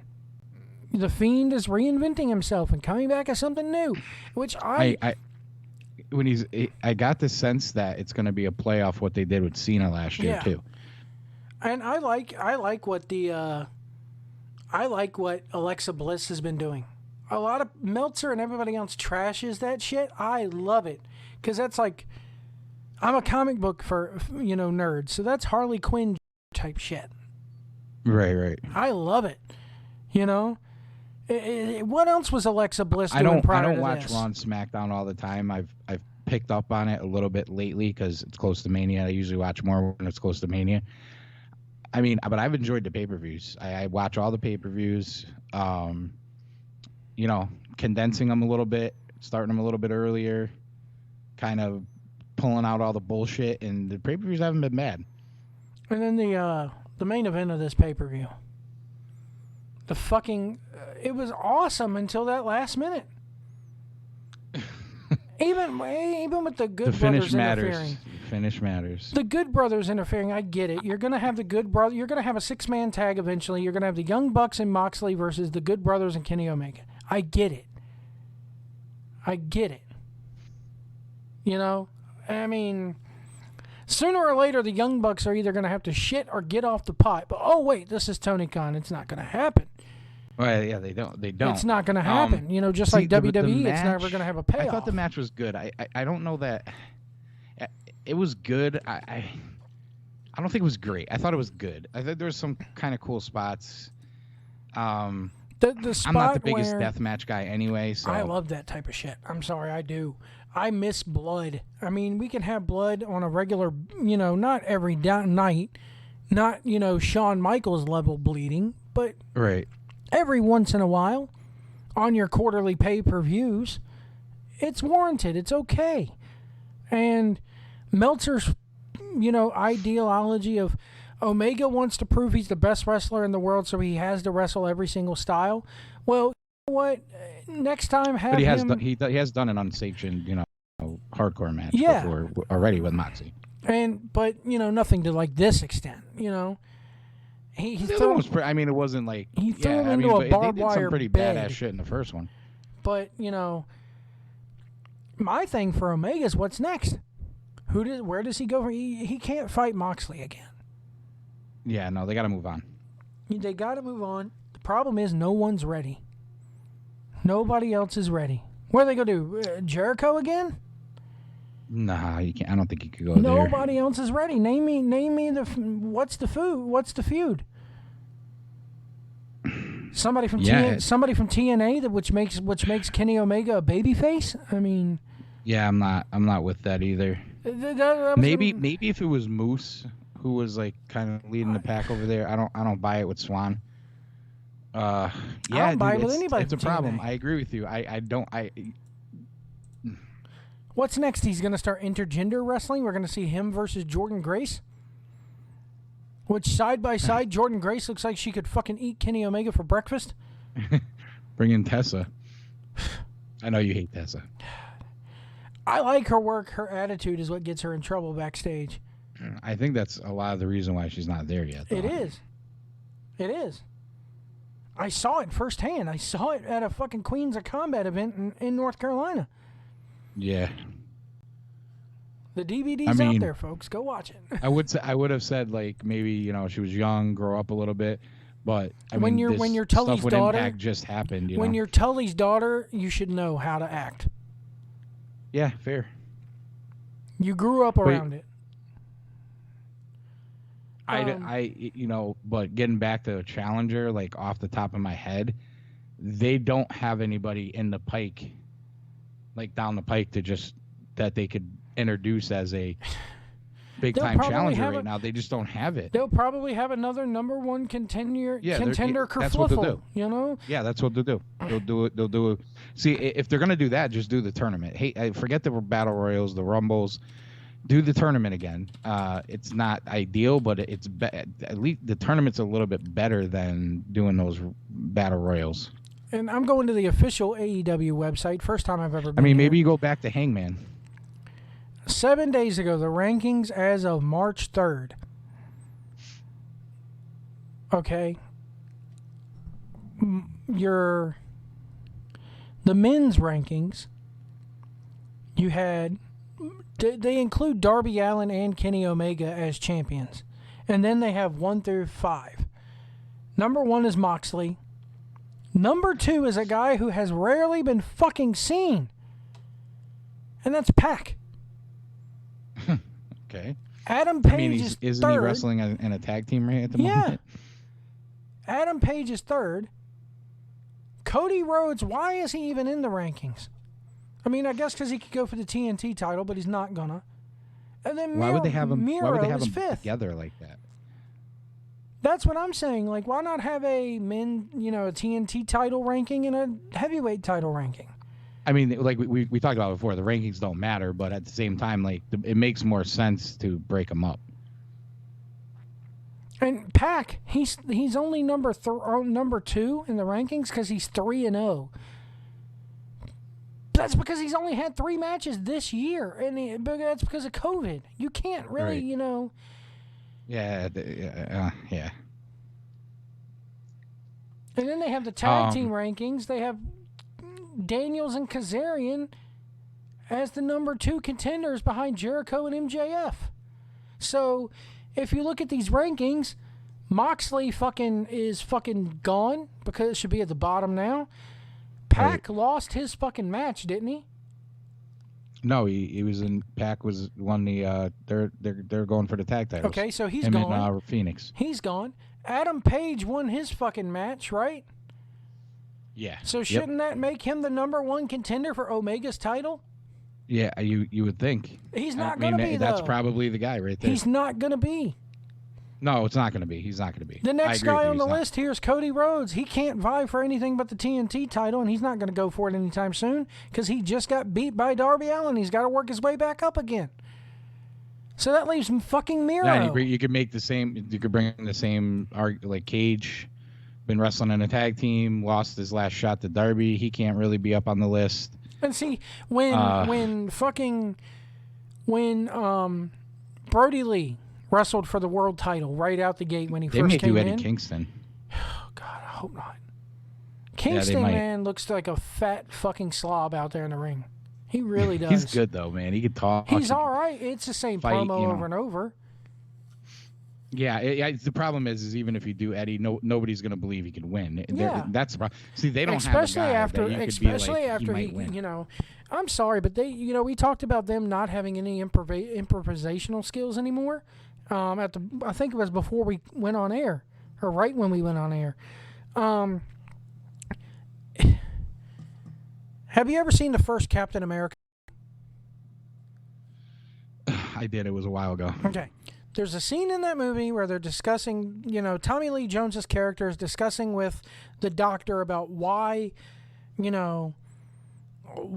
should not be the candidate for the program. Oh, he's skinny, he's 95 pounds, he's asthmatic, blah, blah, blah, blah, blah. And he goes, well, what about this? And he pulls the pin on a grenade and tosses it on the ground in front of all the recruits. Everybody gets out of the way except for Captain America, Steve Rogers. At this point, he's still skinny and hadn't had the super soldier stuff done to him yet. He goes, grenade, and he dives on the grenade. And everybody runs. And the grenade doesn't go off, but he's still covering the grenade. And he's like, get back, everybody. And then he finally wises up that this is a dud grenade, and he looks up and is like, this was a test, wasn't it? Or was this a test? So why couldn't, because these wrestlers are trained we have to follow this brick by brick, step by step. There can't be any foul-ups. And if there are foul-ups, we'll go to this. Or if there are any foul-ups in a match, they look completely fucking lost. But that stigma is so embedded now that when you have an Eddie Kingston and they say, all right, the big pyro's going to go off and you sell it, act dead. You just died, okay, pretty much. So they have no improvisational skills anymore. So when the dud does happen, he doesn't think to no-sell it. He could have easily took his hands off his head, looked up and looked around like, is that it? And then wait for the EMTs to get in the ring because Moxley is still knocked out and handcuffed. Yeah, he's still beat up. But now, if they try to put fucking Eddie Kingston in any type of title ranked match or anything of value, I can't take him seriously. Yeah. Here's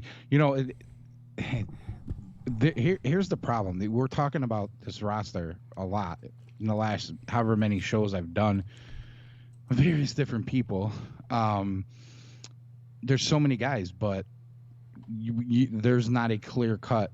We can't even think of one, let alone two or three, to say, all right, we could see how they're lining it up for Kenny here. They're going to go to this one, you're going to go to this one, you're going to this one. This is who they're building up. You're looking at all that, and you could I can kind of make a case for this guy, and maybe I can make a case for that guy. Definitely can't make a case for that guy, and I can't make a case for that guy, and I sure can't make a case for that guy. And you have all these guys, but none of them are even close to being potential challengers for your title. Yeah, at least not believable ones. And the other part of it, by putting all those different guys in tag teams when you had a million tag teams anyway, you kind of devalue them as singles guys as well because they're losing tag matches. You know what I mean? You got Brian Cage, even though he just lost that cinematic shit. I'd buy him going after Omega, but it doesn't really fit. But here's the problem. The last singles match I remember him having, he lost to Darby in a title match. His singles record is 2-1. His overall his tag team record is 2-0. So he's won 2 single matches. I guarantee you, they're both on Dark, which nobody watches. Nobody fucking watches. I can't remember other than that match with Darby, for the TV title. I can't remember the last time I saw him wrestle single. I mean, that's the problem. Then you got a guy like you got Lance Archer, a win here, a loss there, loses the ladder match. I don't know if you can make a big case for him right now. The one guy that I did not see last night that I could see maybe having a case, Jake Hager. He wasn't there last night or Sunday night at all. Yeah, he's I think he's preparing for a Bellator fight, to be honest with you. I mean, and again, last singles match lost to Wardlow. Yeah. You know what I mean? Like, yeah, it's not a bad name, but they haven't done it really other than the loss to Wardlow. They didn't do anything with him to really, I guess if they do go all the way with kicking Jericho out of the inner circle, I mean, maybe he could get on a roll, or maybe it's MJF gets on a roll here because that guy never really loses singles matches. But again, he did. What if it's Sammy? Sammy Guevara to the title picture already? Yeah, why not? Yeah. Well, I mean, I guess the argument would be his business right now is with MJF. I mean, it would make more sense for him to go to MJF, and then if he won that, be elevated. I would think he would have to win that first. Yeah. Did you hear about Guevara and the whole TNA thing or Impact thing? Yeah, we talked. White House had it, and we talked about it on the show. Is that why he hasn't been seen? Is that he's kind of got that cloud hanging over his head right now? I hope not. I hope it's because of the storyline, but who knows? I mean, I'm just sitting here looking at their entire roster right now. And this is not even including Bear Country or anybody that they do on Dark. This is just like the main guys that you see. And not fucking one of them is really worthy of a title shot. Yeah. Yeah, that's the problem. We're going to make guys. Everything's going to matter. We're going to have these damn I bring this up with the women's all the time. They never have, they never have that ascending person on their way up. And let's if you think about it, they haven't even done it. They have a TNT title match only because they had a ladder match. And instead of building it as a feud, they rush and go do the match 3 days later. I mean, look at these women.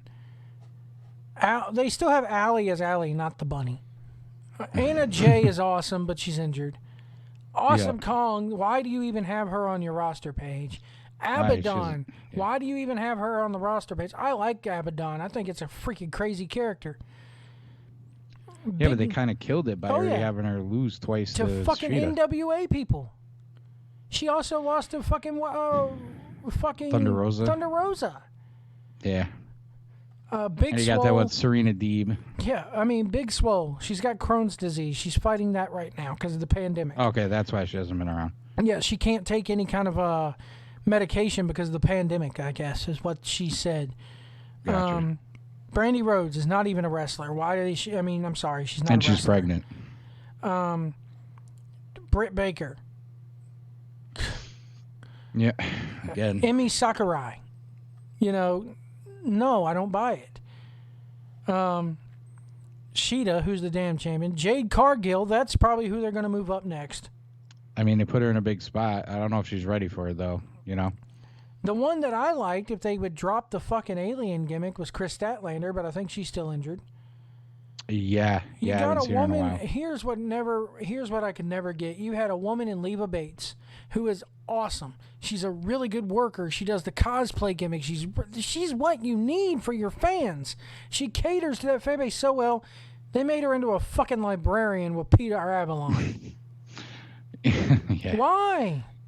Yeah. She can work. Yeah, I never understood all of that librarian thing they did. She's had 13 matches in AEW since she's been there. Total. That's it. That's it. Wow. Her overall career is 5-8, and half the time it's on Dark. Penelope Ford. I mean, I can't. You know what? I didn't. When I think of the women's, I don't even think of her. To be honest with you. Riho is fucking. I don't like her. She's too small. It's like watching Marco Stunt wrestle, in my opinion.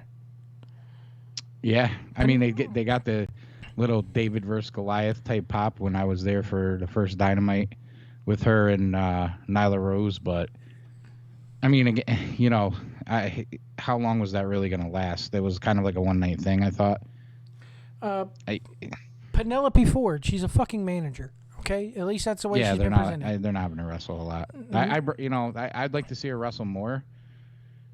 But yeah, she's a valet. I mean, it's what she is. Nyla Rose, I'm sorry, but the gimmick only gets you so far before I'm bored with it.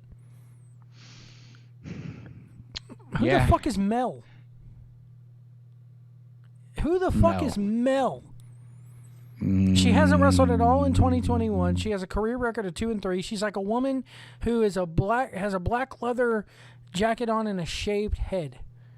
Mel. Who the fuck is Mel? Yeah, I got nothing. Bro. Is that like the new thing? Who is Mel? Who the fuck is Mel? Well, they got that other chick there, the short one, Layla Hirsch, whatever her name is. She's not on the roster page. Really? No, but Mel is. Mel. Mel. Mel. Okay. Yuka Sakazaki's on here. Her fucking profile picture looks like something out of a Final Fantasy game. It doesn't even look like a real picture of her. Ty Conte, awesome. Yeah, I love her. Shayna, awesome. And Serena Deeb. And then is Shayna's that one. What about that one from Russia? Who's like the MMA fighter who's been on there quite a few times. She's lost every single fucking time. You're talking about Layla Hirsch. Okay, is that who that is?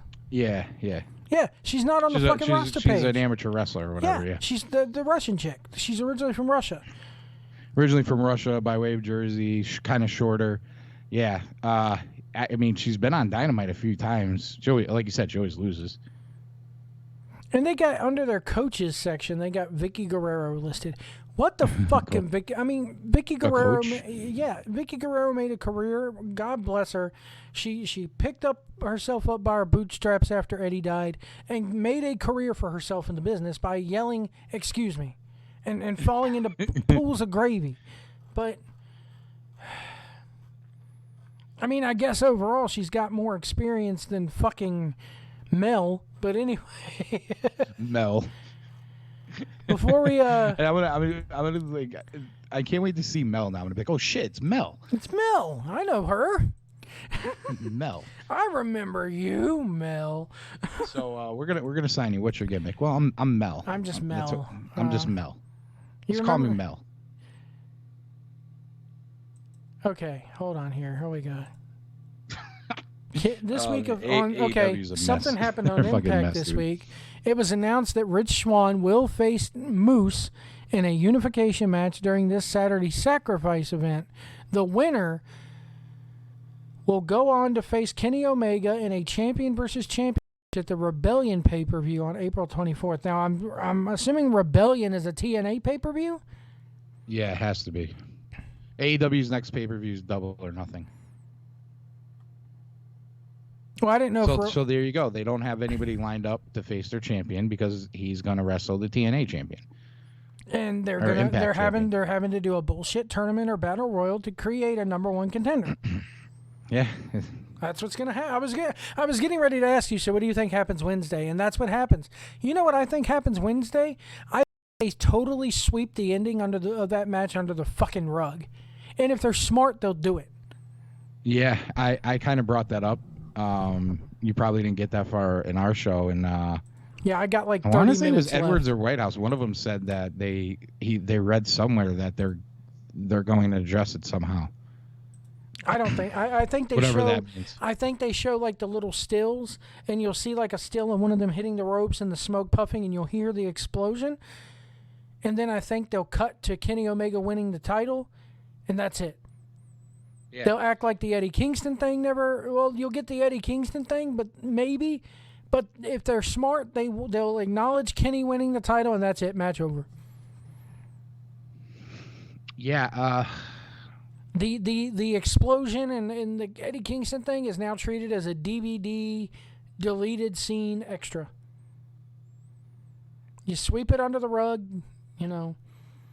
Grandma shit the bed. You got to hose off the floor and fucking move on. You know? Yeah, I think that's where you're at with it. I kind of agree with you. I wouldn't spend a lot of time on it because that's just going to bring it back to the forefront again. I'd probably move on from it as quick as I could. Me and you have been talking about Walking Dead a little bit. Did you see this week's episode? I haven't seen this past week's yet. It's going to piss you off even more than that pay-per-view will. Really? It's a bottle episode about Daryl. About what they tell the origin story of the fucking dog. That's the whole point. Of the dog. Of the dog. And him and Carol have a little bitty spat at the end. So I'm guessing I should not watch this while I'm tired. Oh, no, you shouldn't. I sat there the whole time going, okay, it's good writing. It's good storytelling. But it does nothing to move the overall narrative of this TV show. Yeah. And this is supposed to be a bonus I'm getting extra the sense episode. that they just kind of just did these 6 to kind of fill time so they could get to October. Well, they're not even coming back in October. The next season begins in June. The final season begins in June. June of this year? Yeah. Really? I thought it was October. Oh, okay. Well, they're doing the last season's like 24 episodes, I read. Well, that might explain it. Yeah, maybe they're going to do like, they usually do like, 8 and 8? They'll do like 12 and 12 maybe? This says it was... Or just run it through? In March of the... Season 11 would not premiere in October 2020 as originally planned. Filming began in February 2021. Include covering 24 episodes over a 2-year broadcast period while at the same time announcing spin-offs that would start in 2023. I swear to God, I saw last night that it said starting in June of this year that they were going to fucking do this. Well, that would be like right when they finished up with the next season of Fear. Because Fear starts right after, right? I don't watch that shit. I don't watch the spin-offs. I never watched Fear until this January. I was out of work. We were closed.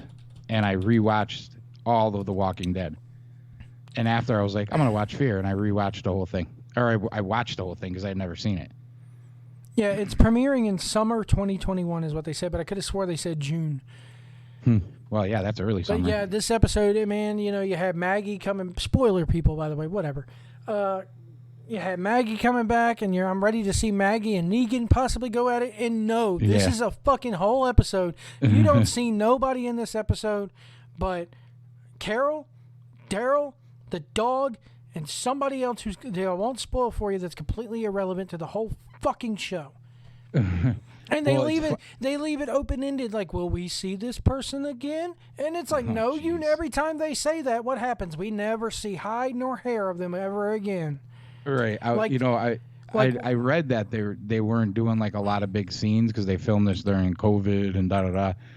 So, but it just seems like this is like filler. I'm still waiting for that Rick movie to come out. Everybody wants to know what's happening to Rick. The Rick movie. Oh, they're doing a movie? Yeah, they were supposed to be doing the Rick movie. Yeah, you got to have some kind of closure with that. It's like Dwight. We were wondering if we'd ever see Dwight again. He shows up in Fear. Yep. His wife, who ran away, we were wondering if we'd ever see her again. No, we haven't. Well, she was in Fear. Oh, she did? She popped back up in Fear? Yeah, it was... he found her... she was probably on 1 or 2 episodes really late in this last season. Tara, you remember Tara?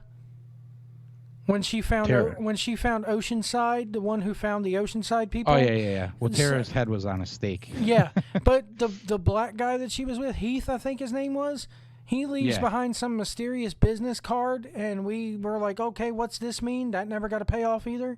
Right. Yeah, I remember. Nothing ever came of that. Yep, there's a lot of shit in this show where nothing ever has a payoff. Never. That sounds familiar. Yeah. Fucking wrestling right now. Well, I was behind, so I hadn't seen all the Whisperer stuff. Oh man. So you had my boy Ryan Hurst in there. When I got to the point of Rick leaving, the first episode or two, it took me a minute, and then once the Whisperer thing really picked up, I got right back into it. Yeah, I thought that was pretty good. The season after they finally, take down Negan was a bit of a drag. Yeah. But I knew from reading the comics that the Whisperers, if they did it right, would be some badass shit like those heads on pikes. Right, In the comic book, it's Ezekiel's head who ends up on a fucking pike. You know, and then you got Eugene and his group in West Virginia with the stormtroopers. You know? Yeah, they haven't addressed that yet. Yeah, but they haven't addressed that yet. But they do a bottle episode, which is where they focus on just one character. They do a bottle episode, like they deemed them bottle episodes. Remember when everybody was trying to get to Terminus, like season 3 or 4? Yeah. And it would be like, okay, this episode we're going to focus on this character, and then the entire season was like that, and it got to the point where it was boring almost. Right, like they had the one where it was like Carol and Tyrese, and had the one where it was Rick and Carl, and then they had Daryl with the Claimers and all this, and you know, it got to the point where it was boring, and now they do these bottle episodes like that, and they did one with Daryl, and it's like Daryl's had 10 years of character development. We don't need any more character development. We know what Daryl's all about by now. Right. I you know what? I don't know that I ever thought, like, when they did that like 6-year jump, and then, you know, Daryl was out doing his own thing. Do you want me to tell you what it is? I never thought, like, what was Daryl doing for 6 years in the woods? Like, I never really thought that's what this episode covers. Do you want to know? Gonna watch it. I mean, do you want to know what it is? Yeah, go okay. for it. He's with Carol, and they're off going to go do some hunting. Carol's with him because she doesn't want to be at Alexandria by herself. Okay. So they're riding through the woods, and they come across this fucking cabin. And the dog has been in the cabin before, and the dog is like leading Carol to these floorboards where there's a note from Daryl going, "What I need is you, find me." Okay, that's the note. And then we have a flashback of, 5 years ago, where he's living in the woods, and Carol is coming to see him every so often. Carol at this point is still with Ezekiel at the Kingdom with Henry and all that shit. Right. And they're like, "Oh, well, why do you got to be out here in the woods?" And Daryl's like, "You know why, because he's still fucking reeling over the death of Rick and all that shit, wah. So fucking, then it cuts to like, okay, here it is 5 months later, 6 months later, here's the dog. And the dog leads them back to the cabin that we see at the beginning. Only it's not run down anymore, and it's this woman who gets the better of Daryl and ties him up to a chair, and they two have a chat, and she lets him go. 6 months later, here comes the fucking dog again, and the fucking dog leads him back to her. It's a really cute-looking woman. I give them credit; they got a nice-looking woman, and I could literally see her and Daryl hooking up, So, thank you for bringing the dog back. Blah blah blah blah blah. 3 months later, fucking. They bring the dog back again, but Daryl's got like a cut over his eye, so she tends his wounds and lets him spend the night. And we get the whole reasoning behind why she's there, and it has to do with her fucking family and all this shit. Typical Walking Dead shit, You're right. And then, this shit that means nothing. Yeah, and then it cuts to like, 3 months later, Daryl chucks a big ass fish at her door. Literally, just throws a fish at her door. And he walks away, and then it cuts to him sitting at the campsite where he's at, and she walks by and throws a fish at him and is like, "I could catch my own goddamn fish," and all this. Well, those two end up hooking up, and they live together for like 6 months. And then they argue back and forth about each other because Daryl wants to go back and live in with the woods, and he wants to keep looking for fucking Rick and all this shit. And fucking, it's completely fucking pointless. So he ends up going back to the woods. He leaves this woman and goes back to the woods. Another 3 months later, here comes this fucking dog again, and the fucking dog leaves.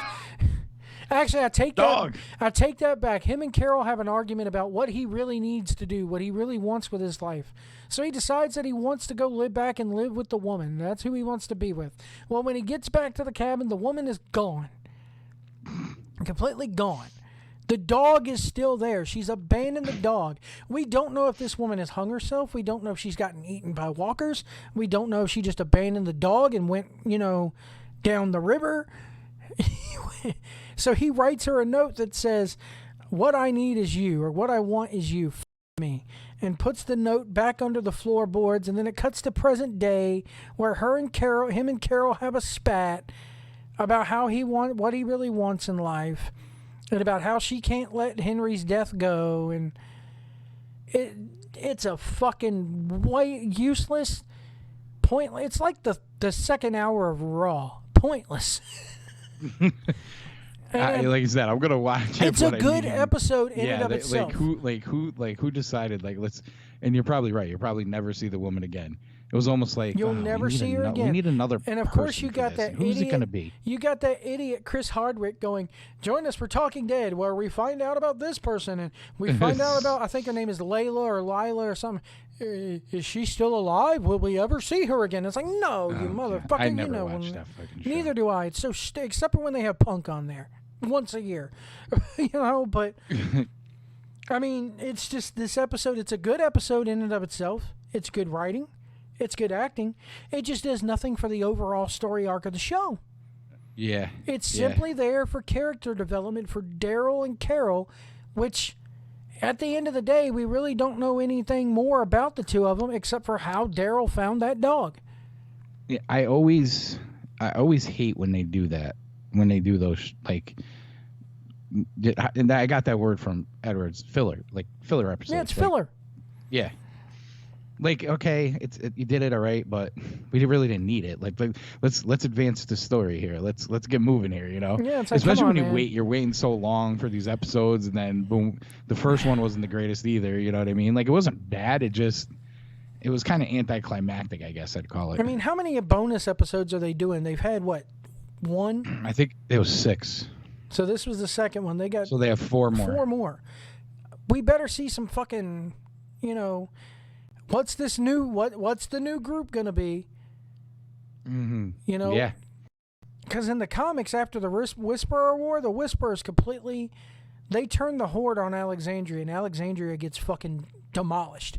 There's no going back. So they go to the Commonwealth, where Maggie was with that woman that wanted the records. Can't remember her fucking name. Oh, yeah. They go there. That's where they go. It doesn't seem that's what they're doing here, though, because it looks like they're rebuilding the wall and all that. Oh, yeah, they are. They're going to rebuild Alexandria because people got sick and tired of the whole trope of, the walkers come and destroy their house, so they got to build a new one. And then the walkers come and destroy that. They got to build a new one, It's and they did destroy Hilltop too. So and they did lose the kingdom. Are you going to be excited if Bow Wow, the rapper, remember Bow Wow? Yeah. If he starts wrestling, you going to go see him? Bow Wow wrestling? Yeah, Bow Wow. Apparently Rikishi is training Bow Wow. I mean, I'll give anybody a chance. I don't remember him being very big. At least he's willing to go and. At least he's training. Yeah, at least he's willing to go train and learn the craft. Yeah, I mean, hey, listen, I'm not.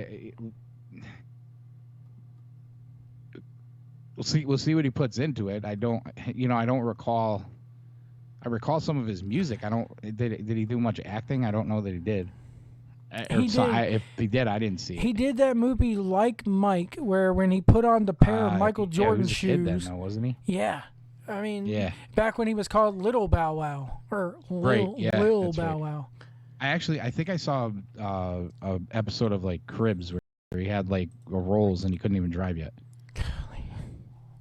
I actually subscribed to Paramount Plus this week when it launched because you could get $50 for a whole that shit, commercial free and all. So I signed up and they have all the MTV shows. And Cribs is one of them. I'm like, hey, you want to see somebody hold up a Scarface DVD once an hour for 50 fucking hours straight? Right. And Scarface isn't even, Pacino's best work. So no, it really isn't. No. It's got that it's cult movie following, but it's not his best movie. I mean, he's had much better movies. Oh, man. I watched The Devil's Advocate the other week, and I'm like, that's a fucking actor right there. Underrated movie, I think. I like that movie. There was rumors that he was going to show up in WandaVision at the end and play the devil, Mephisto. Pacino. Yeah. There was a rumor that he was going to do. He didn't. But I'm like, if he shows up and he doesn't go, vanity, it's my favorite sin. I was like, damn it, he's got to do it. Oh man. So apparently, they have two big announcements on NXT this week. One is that they're going to be introducing women's tag titles because apparently our women are not good enough to beat the Raw or the main roster champion. So we're going to create two. It makes all the tag teams on NXT look less than. Yeah. And also the NXT takeover during WrestleMania week will be a 2-night event. So I mean, how many titles do you need? Well, look at New Japan. I don't have a problem with them creating women's tag teams and then moving them up because they need them if they're going to have tag team champions. But look at New Japan. I don't think they need an NXT one, you know. New Japan has like 14 different belts. So. Well, did you hear they're merging unifying, the IWGP Heavy and the IWGP Intercontinental, which are the two best ones. Yeah. You know what I mean? But yeah, there's 1,000 belts. I mean, the only ones I really liked there were those two, and I liked the Never Open weight because that was kind of like the badass title. And the rest of them, you really could kind of take them or leave them. Do we really need junior especially tag those team 6-man? titles? I hate those 6-man titles. Oh, there's a rumor that's AEW's next belt is a trio. Yeah, White House one. We've been fighting about that for like a year now. I'm just like, please no. Originally, we were thinking that's why they put Pac and the Lucha Brothers together, be the first 6-man champs. Which I don't even get that pairing. That's what kills me. I don't even get those three. Yeah, it is kind of strange. It's very strange. It's just which one of these is not like the other, you know? I feel like Pac is more of like the loner type. You know, like the bastard Pac. He's kind of like the loner. I'd much prefer him to be in singles type. I mean, like, he's the guy. He might be the guy they need to kind of spring out of that tag team and, you know, get him some wins and build him up. And maybe when Kenny gets done dicking around in Impact, he could fight Pac, you know. Oh man, did Impact beat him? Beat who? Early on? I think he beat Omega early on, didn't he? I think he did. Yeah. Yeah, that might be a cool way to sell that, like the Omega Revenge Tour or something. Oh, man. But no, now we're gonna have to watch Impact if you want to see Omega. And what kills me is they've already filmed their shit through the end of the year, or through March. So they're gonna have to do backstage vignettes with him in the camper. You know, I hated it. Brutal. Anyway, folks. So they filmed basically to the pay-per-view then. Yep. I think so. Or they filmed through their little pay-per-view that they're having this Saturday. Because the whole thing... Which is but that's taped, isn't it? The TNA, they're doing Sacrifice this Saturday on, I believe... It's the Moose and Swan one, right? Yeah. Where they're unifying I think that was taped, I heard. They're unifying the Impact World Championship and the TNA World Heavyweight Championships, which I didn't even know they sanctioned it. I never knew that they had two separate belts.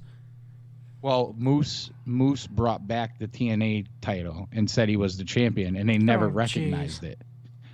And he was carrying it around. He put a white strap on it, and he carried it around and said, "I'm the TNA champ." But they never sanctioned the belt. So apparently now why are they unifying it then? It just makes no sense. Right, they sanctioned it to unify it. God. I'm with you, bro. And when they say Omega I like versus that belt better than their other Impact, belt. They should just make that the belt. Okay, Impact says this is going to be a title versus title match at Rebellion. So it's not a unification. So whoever wins is going to carry both. Yeah, which is going to be Omega. There's no doubt about it. You can't have Omega lose. There's no way Tony Khan's going to let that happen. I don't think Khan would let him go there. Khan ain't going to. Nah, man. And I feel bad for Rich Swann. But you can't have. And I guess Omega still has that AAA Omega title also. Yeah. So he's going to have like a belt carrier. Carry all his belts. That's what he's got Callis for. Dick around and fucking Impact for God knows how long. I don't get the Impact. I mean, I get it, but I don't get it. I get the New Japan thing more than I get the Impact thing because that's where they made their bones was Japan, you know? Yeah. But from from everything that I've heard, and I haven't heard a lot about it recently, was Omega still kind of had bad blood with them over there. That He Moxley does. and Jericho were Yeah. fine with them, but I Omega mean, and the Bucks and those guys had bad blood over there. Here's the thing. This whole thing about the Forbidden Door, and they were pissed off when they did not get put on New Year's Dash 2 years ago. They didn't get a chance to go have their goodbye, their swan song. No, you don't get to have a fucking swan song. You're fucking leaving us to go start your own shit. Why would I give you a swan song? So I get why Ghetto did not put them on New Year's Dash the year they left. Your swan song was you getting getting to look at the lights of the dome for 3 seconds. So, yeah. And then Kenny Omega went and had that match with, I think it was DDT.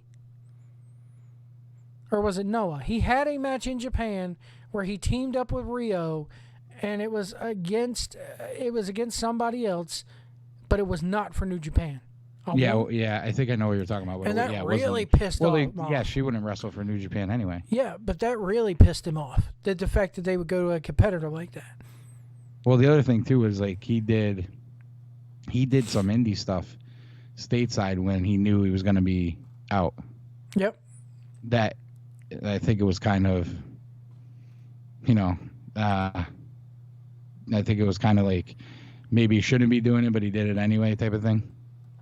Because because NEW had him. Yep. And I was shocked, and I said, "How'd you get him?" He's like, and they were just like, "Oh, we booked him." I'm like, "Well, okay." Anyway, folks, we're gonna hop off here. It's been 2 hours, almost 2.5. Oh wow, look at the time. Yeah. Fun chatting with White. You just brought me on so you could brag. That's right. That's right. Next time it's gonna be Edwards later in the week if I can get him on. Yeah, that would be. Today's good. the first day I was able to get in touch with him in like a few months. It was the first time he got. He responds to texts like sporadically. Yeah. I'm used to it. You know what I do? I just keep texting him and eventually he responds. Like I'll just send him shit. And I'm in like 3 different group chats with him too. So I just send shit to the group chats and talk to the other guys, and then when he's ready, he responds. It is like I started. I don't take offense. Like whatever. When he's ready, he responds. No big deal. I started messaging you. And then I messaged about doing the show tonight. Then I messaged him, and I'm like, he's not going to fucking answer, but I'll message him anyway. And then I wrote the thing on Twitter or Facebook about, say I was right, AC. And then then all of a sudden, I guess he read that because I got a text from him. I sent him a screenshot. Yeah. I guess I wrote it. I guess he got that because I got a random text going, "You were right, White." And I wrote back, I did, the old remember when Cactus Jack debuted in WWE? They had the 3 faces of Foley all on the screen at the same time with Triple H in the ring. Yeah. And he's like, "Cactus Jack is back." And I wrote, "Oh my God, it's Jeff Edwards. Somebody spanked me. I thought he was dead." Oh man. Anyway, folks, it's funny because I was sensing that with how bad AEW's been, that we're kind of like, our show was getting very repetitive, and that's what we kind of transitioned into doing. I mean, this last show, obviously, pay-per-view, we did all AEW, but we're kind of like, we're still going to do Dynamite a little bit, but we're going to do other things. And we'll see. Like, if this week's Dynamite sucks, we may just do Dynamite more sporadically and just kind of do like a wrestling news show and just kind of get on there and BS like you and I did, because to try to break down these shows every week, it just gets like, it almost gets tedious. I can see where that would get monotonous after a while, man. It just is like, how many times can you say that the company's being run by a dumb, geeky money mark who has no idea what the fuck he's doing? I mean, if I want to hear that over and over and over again, which it's nice to hear you guys hear it, because like I said, it makes me... It warms your heart. It warms my heart. I did notice on Retro, whenever it's like a pay-per-view or a specialty Dynamite, they have those themed Dynamites, or something crazy happens like Sting, we always get like a big pop in the listen. So I'm like, yeah, the run-of-the-mill Dynamites where it sucks, like, I think everybody knows our take, like we're gonna shit on it, so they don't even bother listening anymore. And then when the fun stuff happens, they listen. So we could still do that and then get the other things, And I have been watching WWE more a little bit too, and I'm sure White House watches a lot of stuff. It's just as bad, WWE is, because the only 2 things they have going for them are the fucking Roman thing, and which I did like the Sheamus and Drew match the other night. Yeah, that was all right. I mean, and they're continuing that. They're continuing that because it happened this week. He was in the back saying, "Yeah, I'm next for the title," and fucking Sheamus comes in and fucking clocks him from behind, and so I think those two are going to have a number one contenders match at Fastlane. But still, you know, it's going to be nice for them to have fans back, I think. Yeah. But it's WrestleMania fans, and I can't stand that crowd. So fuck them. You know. What are they doing? Like 25,000 or something? They're gonna think 50% capacity. Is what they're going for. That'd probably be like 35,000. Hold on, let me see here.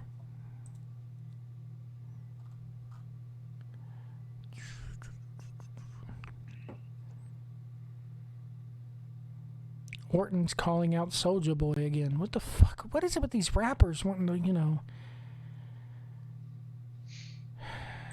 There was a thing today about the damn tickets. Yeah, they just went on sale, right? They go on sale a week from today. Oh, okay.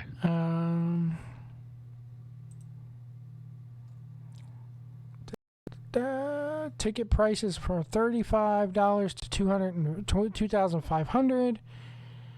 They have 2-day combo tickets available. They're doing safety protocol. They don't say how many people are going to be there. But I think that they're probably going to... I would not be surprised if it was less than half.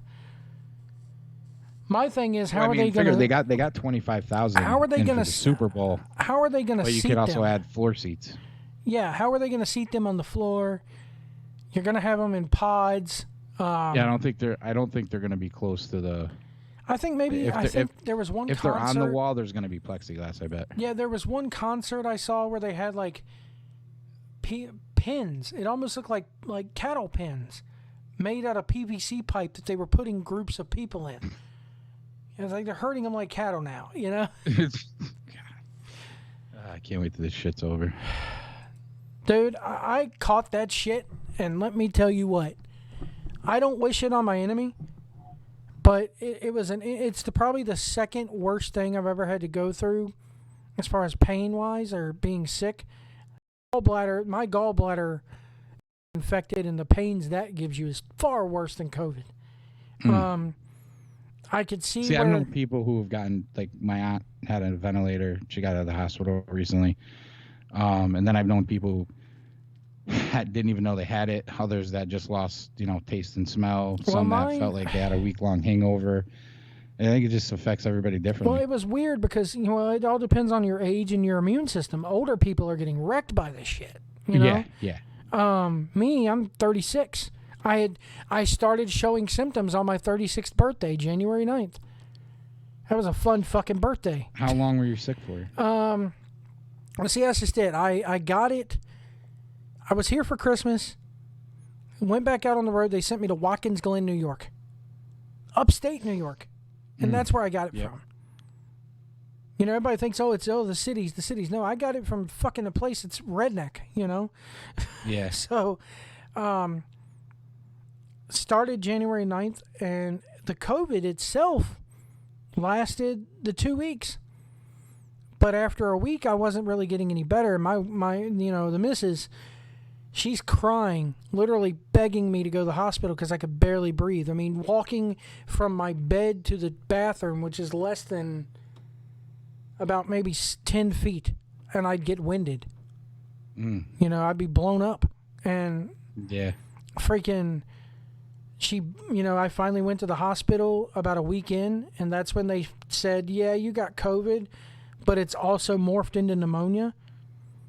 So after the COVID went away, after the next week, they put me on the round of antibiotics, hooked the IV up to me, did the chest x-ray. They sent me home with, my son was an asthmatic when he was little, so he had a nebulizer. And so they sent me home with albuterol steroids and an inhaler and antibiotics. And I took that for a week.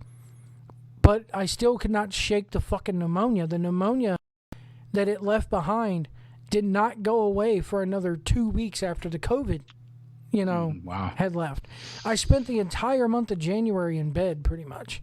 Yeah, I heard of somebody who, basically told me they were like, solid 6 weeks, just felt exhausted every day. Yeah, dude. Right now, I still like if like a 2-liter bottle of Pepsi. If you ask me to open it right now, because of being down for so long and not using my muscles for that long, Right. I'm weak. I had to get my wife to open a damn Pepsi for me this morning. Wow. You know? Gotta get you some weights, brother. Dude, I just got to get back on the road and start cranking landing gear again. Yeah, well, yeah. Once you start moving around and I mean, cranking the wheel and all that, yeah, you'll get it back. Well, quick. people forget trucking. They think trucking is just sitting behind a wheel. No, there's landing gear on the trailer, and if the trailer's got 47,000 pounds of shit on it, it's not the easiest thing to crank landing gear. So, the shit fucking is heavy. But, you know, I'm worried about how it affected my blood sugar, because when you're sick, your blood sugar gets high, and I'm a diabetic. So I had to go for an A1C today, and if that number, which is like a 3-month average for your blood sugar, if that number is any higher than an 8, I can't get a physical. I can't get a medical card to go back out on the road. Right. So you had to get a physical to go back out. Yeah, you get every you know, because I'm switching companies again. Oh, okay. So and my medical card had expired anyway, so I still would have had to get a new physical. You know, and just Right. it's this COVID may well put me out of fucking work, permanently. You know, or at least for 3 months. I think they're still discovering. Well, people have had it, what long term stuff it's doing to them too. And it was weird because ever since I had gallbladder surgery 2 years ago, I've craved spicy food sometimes, and I hated spicy foods before. But the only thing that I could taste during that 2-week period when I had COVID was sweets, which I'm not supposed to have, and spicy food. And even then with the spicy food, I couldn't taste the spice directly on my tongue. It was like the roof of my mouth and the sides of my mouth and underneath my tongue. Right. And in my throat. What about like cold and hot? Did you have to be careful with like hot stuff? No. I just couldn't. You could tell it's hot, but you just couldn't taste it. Everything. I mean, okay. Even water did not have a taste. Because I was thinking, like when you go to the dentist and half your mouth is numb, they say don't drink anything hot because you won't be able to tell how hot it is and you can burn yourself. You could tell the nerve. So it's not like that's numb. Because it numbs your nerves. You have no nerve. You have no nerves to send those pain sensors. I had the nerves. I just didn't have a sense of taste. And that's so weird. It's an interesting virus to get. I know that sounds sadistic. I know it's one way to put it. I know from a science perspective, again, me being a nerd, it's an interesting virus to get and to experience. I wouldn't want to get it again, but I could not eat with metal utensils. That's about the only thing I could fully taste. Is if I put a metal spoon or fork in my mouth, it tasted like I put a quarter in my mouth. It was metallic. It was metallic tasting. My wife had to go buy me plastic spoons and forks. I ate like I was in high school. You could for barely like 2 taste weeks. your food, and then it tastes like metal. Could you get any worse? And so it's like for 2 weeks I lived on spicy chicken sandwiches from Wendy's and chocolate pudding. And Gatorade, like Gatorade Zero, because they make the sugar-free Gatorade. I drank that. Yeah, keeping you hydrated. Well, even then, I wasn't. I was under. When I went to the hospital, they're like, "Yeah, you're dehydrated to the max. They put like 4 bags of IV fluid in me in one night." You weren't drinking water, huh? Yeah, I was drinking. I can't stand drinking water, dude. Fucking. People say water has no taste. Yes, it does, and it tastes like shit. It does. I can't stand it. I drink a lot of water. The only way I can drink water is if you get those Mio things. I do that sometimes. I put the Kool-Aid in there. Get the sugar-free Kool-Aid Mio and drop that in there. And there's just something about I'll drink 6 or 7 or 8 bottles of water a day. It's sick. And when I drink water, I can't drink like we got a pure filter on our faucet. I can drink that. Mm-hmm. But if I'm on you can't drink tap water. If I'm on the road, this is going to make me sound really fucking, what's the word, bougie, I guess you'd say. I can't drink like a bottle of Deer Park. It's got to be Fiji or Voss. I need that expensive shit. So you need smart water. You gotta get the smart water. No, even the smart water tastes like shit to me. It's got to be Fiji. I love the smart water. If it doesn't come in a really fucked up looking bottle, I can't drink it. That's the way I could just picture you, Joe White, fucking renegade trucker over here, fucking drinking a bottle of Fiji water. Oh, I can't even believe you could find that at a truck stop. Oh, That's hilarious. They sell that shit everywhere. It's expensive. It's like $2 for like a small that's bottle. Why, yeah, but man, it's good. Double the price. Like I remember when I was in training, when I came back out on the road in 2018, I had this real redneck fucking hard ass trainer, and it was hot one day, really fucking hot, and I almost passed out, fucking cranking landing gear. It was so hot outside over in Arkansas. So I hobbled my fat ass into the truck stop, and I come out with this big ass square bottle of Fiji. And he looks at me and he goes, "What the fuck is that shit?" This Fiji water. Oh, I can only imagine. You sissy tenderfoot and your fancy ass water. You know? I'll tell you what. If you end up this way anytime soon, just watch out for the fucking potholes, man. They're fucking everywhere. Dude, they're down here Connecticut is too. like the pothole fucking center of the universe. Did y'all lose power in this big ice storms that have been coming through?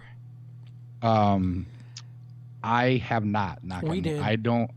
I mean, where my condo is, I'm right off a main road.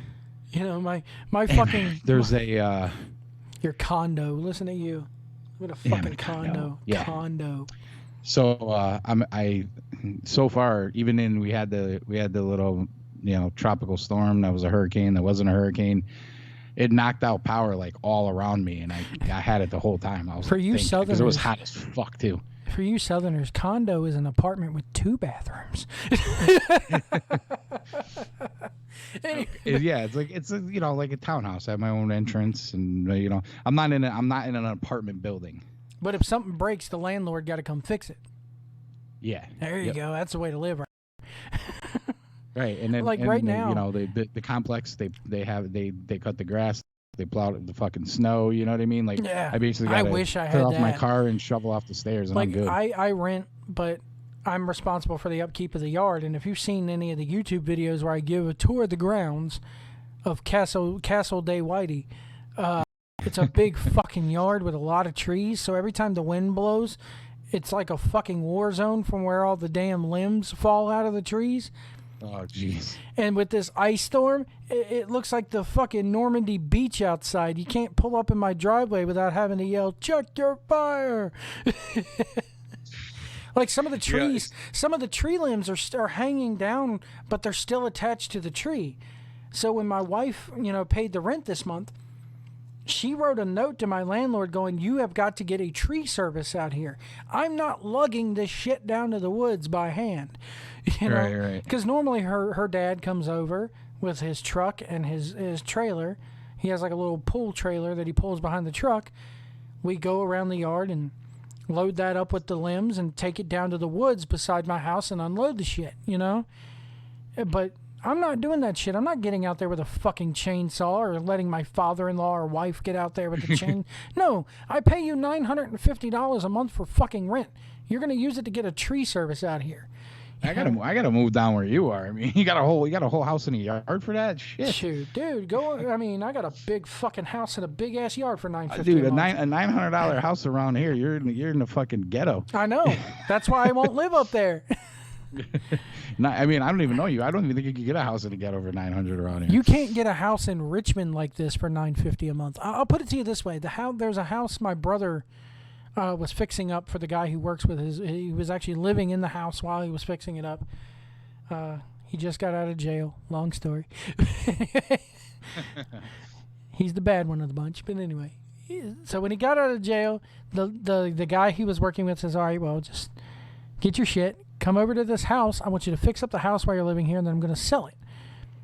The house is in Lynchburg, Virginia, home of Liberty University. So it's pretty fucking populated, okay? Yeah. He's asking $200,000 for this house, and it's a nice house. But the only reason why he's able to get $200,000 for it is the location. It's right downtown Lynchburg. It's walking distance away from Liberty University. Yeah, so get some professor or something to buy it. Nah, he's probably going to get college kids who will come in there, rent it out, or come in there, buy it, tear the fucking thing up, and then sell it again, But right. I mean, we're vacationing up in Hershey, Pennsylvania, because the kids want to go to Hershey Park. And I had to warn her. I was like, you don't realize how expensive fucking McDonald's is up there.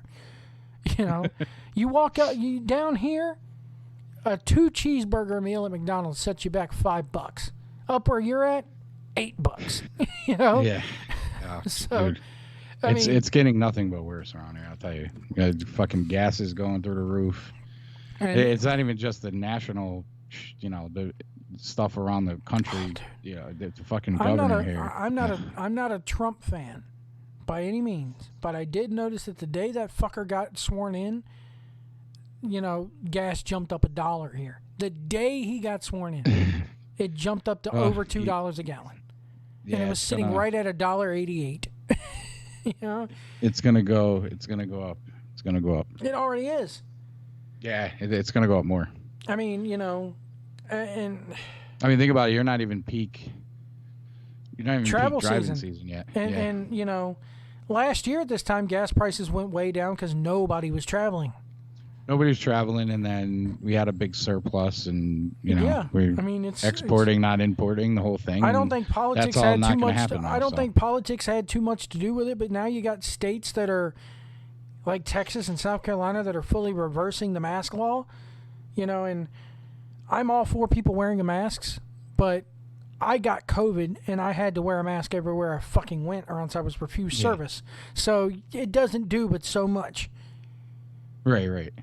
But I think the thing with the mask mandate is that it's a mandate. If you just give the people the information, you want to wear masks, wear them, the whole thing. I think more people would have wear them. I warned them. I think a lot of it is people, I think they think a lot of this is a little bit of government overreach. Yeah, well, I mean, I went to, my son had an appointment at Duke University Hospital, Children's Hospital today. And I walk in there, and I don't like wearing the medical masks because I wear glasses, and they make my glasses fog up. So I wear the little the gator, whatever you want to call it. I walk in there, and they go, "You can't wear that when you have to wear one of ours." I'm like, what? Yep. I'm wearing a fucking mask. What difference does it make? Yeah, because they know those things are bullshit, and they don't do anything. That's why. Even the medical ones don't do shit. Why do you think now they're having to tell us to wear double masks and wear a face shield and, Well, in Manhattan, federal buildings in Manhattan, you have to wear 2, and you can't wear gaiters and you can't wear T-shirts that were cut into masks. You got to wear legit 2 masks or something. Yeah, I mean, not that I go there, but I just heard that. Even when all this first started last year, one of the pet food plants that I picked up from said no homemade masks, must be medical grade. And at that time there was the mask shortage. Because everybody was buying them motherfuckers. So it's like, man, come on. I'm wearing something. Yeah. It's just a fucking... and it's not going away anytime soon. I look at it. We'll get back to normal maybe around June of next year. Maybe. It's, and I look at it this way, man. You go to Japan...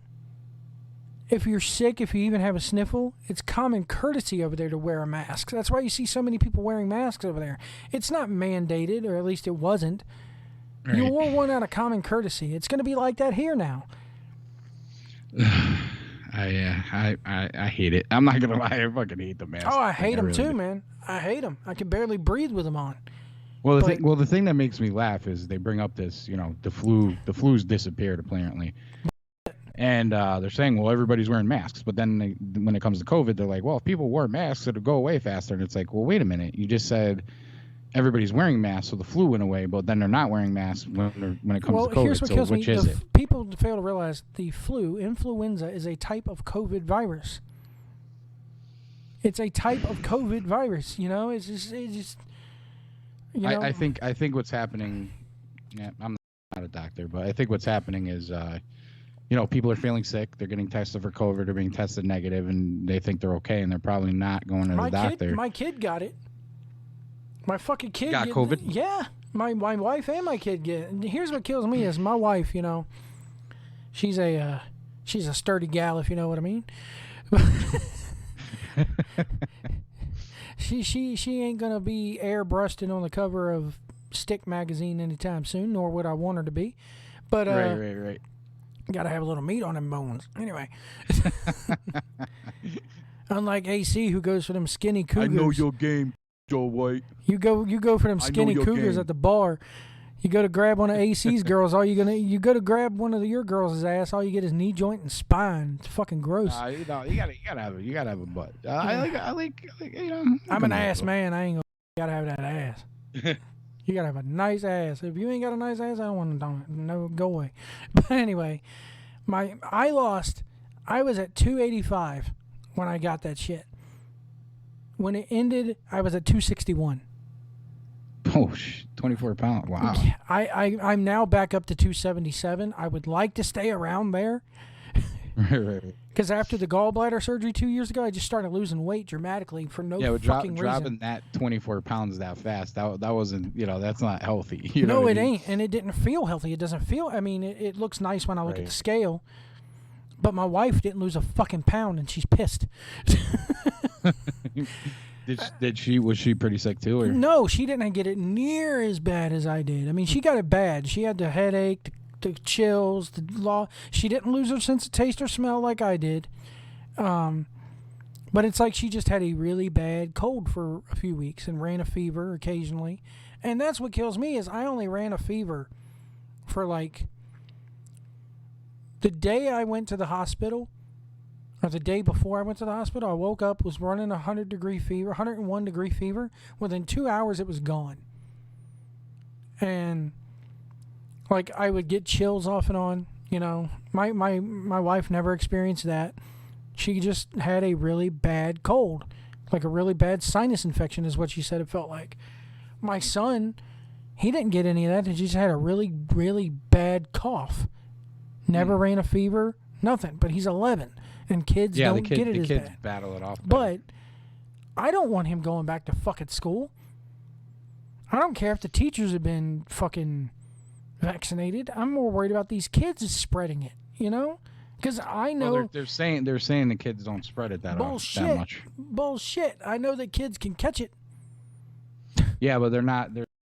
They don't catch it as much, and they're not spreading as much. That's what some of they say. They are. And I get the fact that the CDC director and Dr. Fauci and all these medical experts, every time they're asked a question about the vaccine, how long it'll last, do we have to get it once a year? What's this? They don't know. Why? Because they don't know yet. Well, here's the thing. How can you know? It's not like they're testing this on rats in a lab. You can't, because rats can't catch the shit. Animals can't get it. So we are the lab rats. It's a live experiment. It has to be. There was no way around it. You could do all the clinical trials you want to, and you can. What was the alternative to us being the lab rats out there, sitting and waiting on them for 2 years to go through actual clinical trials the way it should have gone? Oh yeah, forget it. No, fuck that. You got to get the shit out there, and I think they've done a good job with it. Now, I think the main thing that trials were for was to make sure that it wasn't killing people. Yeah, people weren't going to be dropping dead left and right 5 minutes after they got a shot. I think that was really what they were looking for there. And about another 6 months from now, maybe another 3 months from now that more and more people are getting it, we'll know if any of those people do get COVID.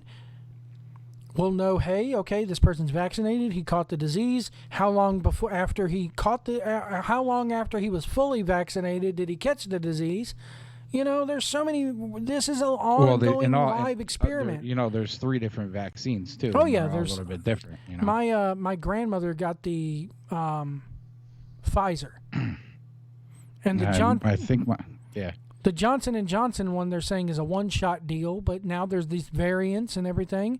It is. The one thing they're saying about that Johnson & Johnson one is that it's not as potent protection-wise as the other 2, but it's what a one-shot deal. They did say was it's one shot, but it's also was 100% no hospitalization, no death, which is huge. So you may catch it, but it's going to keep you healthier.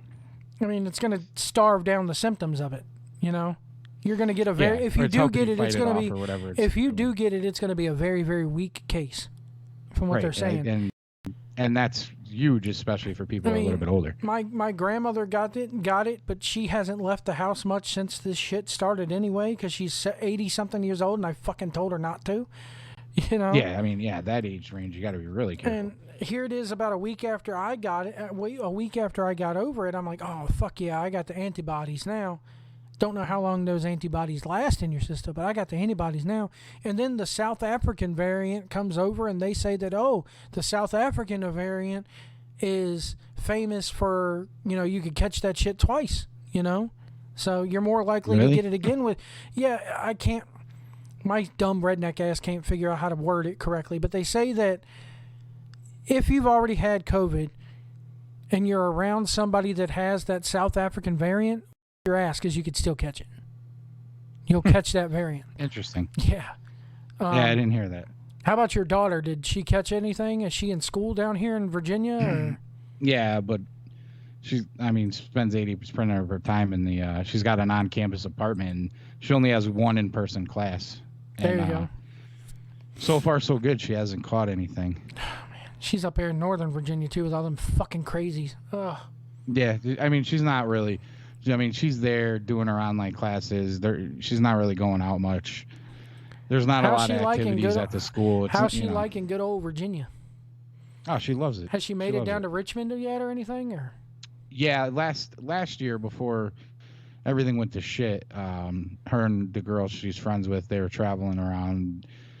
I can't remember all the places, but Richmond was one of the places, yeah. Tell her to come down here. We'll show her how to kill something and clean it.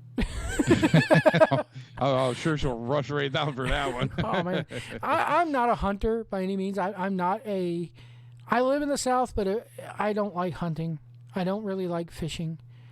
I don't know how... If I killed something, I wouldn't know how to clean it and skin it and all that shit. But I love to cook. So one of the ideas I have it in my head, that one thing on my bucket list, and this is going to piss the animal people off, but I want to go to a farm, buy a cow, and I want to kill it, and I want to learn how to clean it, skin it, and butcher it properly. That's on my bucket list. And I bet you can do that, because I know you can buy a cow. I don't know. I know people have done it. There's a local farm right now that I can buy an entire cow for about $300, and they'll butcher it any way I want to. I could get everything. I could get the fucking eyeballs if I wanted to, right now. And I told my wife, I was like, "Is it bad that after I clean this cow and kill it, that I want to mount the fucking head on my wall?" You better hope nobody from PETA hears this show. They're gonna be all over you. I chasing you off the highway. My son heard me say this, and he went fucking ballistic, because they do what's called a dairy show every year, where they go to a dairy farm. There's a local dairy farm here. They pick a cow, and over the weekend, or whenever they have time for like 6 weeks, they put a harness on this cow and walk with it. And then they have a show. It's like a dog show for cows. You walk with the cow, you make the cow line up, they judge how well you can manage the cow, how well you can make the cow stand in place, the overall look of the cow. They spend 2 or 3 days before the show clipping it with hair clippers and dolling the cow up to make it look good, and it's a good thing, It kind of like, I don't know if y'all ever had Fresh Air Fund when you were a kid, where they took you out to the country for a day and fucked your mind up with that shit. But it's, my son's doing that, so he heard me wanting to butcher a cow, and he's like, no! He freaked him out. The cows now. He loves cows. Cow. He's done it for like the last 3 years. Like, bro, did you ever have a fucking hamburger? He just ate one. Get over it. And these kids, when they do this cow show shit, they earn money. My son got like $150 because he got second place last year. Oh, nice. Yeah. It's like a dog show for cows, pretty much. Show off your cows. Show off your heifer, Oh, shit. Bring Mrs. Cool down here. We'll have a time. Anyway. Oh, man. Anyway, I wonder. folks, I want to know how much the cows around here cost. I bet you it's more than $3. you go up north. There is a place that does it. It's not far from me too. Yeah, I was gonna say Connecticut, where you're at. They, people fail to realize that. Yeah, you're up in the Northeast, but you get about 10 miles outside of New York City, and there's nothing. There's nothing there. It freaked me out the first time I ever met someone from upstate New York. He was from Cooperstown, New York, and he was more redneck than I am. He had he had a stronger Southern accent than I did. And well, everybody, when you think of New York, they think of New York City. Yeah, I mean it's almost like two different places. They fail to realize if you travel down I-90 from one end of New York all the way into the city, it's about 450 miles. Yeah, it's fucking huge. Yeah, and if you go, northwestern Connecticut is pretty rural too. You go northwestern Connecticut up there near Vermont, New Hampshire, and all that shit. Yep. Vermont's pretty though. I love going. I wouldn't want to live there, but I love driving through there. I haven't been in a while, but I actually, when I was younger, I used to ski, so we used to go up there. I cannot imagine you on a set of skis. Yeah, I was more limber then. That's what you said. This is like high school age. Oh, what I mean? I was okay, playing yeah, sports this is a while and shit. ago. This is a while back. Oh yeah, I wouldn't be fucking skiing now. Nah, man, but nah. Like, I got bad knees, bad back, bad arms, or I'd probably die. Nah, I mean, if she wants to find out what Virginia's really like, she's got to come down here. Right. Fuck it, this will fuck her. Well, northern where she's at, I mean, it's DC light. Chaos up there. It's DC light. What's she, Fredericksburg? Yeah. That's DC. That's not even fucking Virginia. Or it's not even Virginia. Yeah, he's White House is in Stafford. Yeah, that's DC light. You might as well say DC. And even Richmond. Richmond wants to be like DC so fucking bad it's sickening. The blue stuff it's like a blob that just keeps going, you know what I mean? Yeah. Yep. And the fucking police here are fucking horrible too. Really? Yeah, the Richmond City Police, they're freaking horrible, man. There's a reason why they called, I grew up in Chesterfield County, which is 20 minutes south of Richmond. There's a reason why they used to call it Arrest-a-Field. They will bust you for anything if it's going to make them money. Like, they're the type of cops that will bust you for having a fucking air freshener hanging down from the rearview mirror. Because it is illegal. Yeah. But anyway, folks, we're going to get off here. We're approaching 3 hours. AC. 3 hours. Yeah. Thanks for having me on, my friend. Good to talk to you. Good. This is probably the next. I want to try to get a show with Edwards later in the week. But get him on there. Pillar to post. That's right. The return. And go to AC Cooldown on Twitter to follow AC there, and also go to Retromania with a WWRETRO Mania Roundtable. Yep. That's the one-stop shopping for the wrestling shows over there. Boy Colby put it together. It looks nice too. You got him on Podbean and all Dave that. Dave Rosenbluth, who you know from formerly of the Ken Reedy Show. He's got his own show, kicking out at 2. Is Ken Reedy even doing a show anymore? I don't think so. He made a return about a year and a half ago, and I think he did like 3 shows. Golly. No, when you get time, ask to talk about Colt Cabana. It's a good story. Yeah. Hopefully he still has the video. Next time we have a random conversation. Yeah. All right, folks, we're going to get off of here. We'll see you down the road.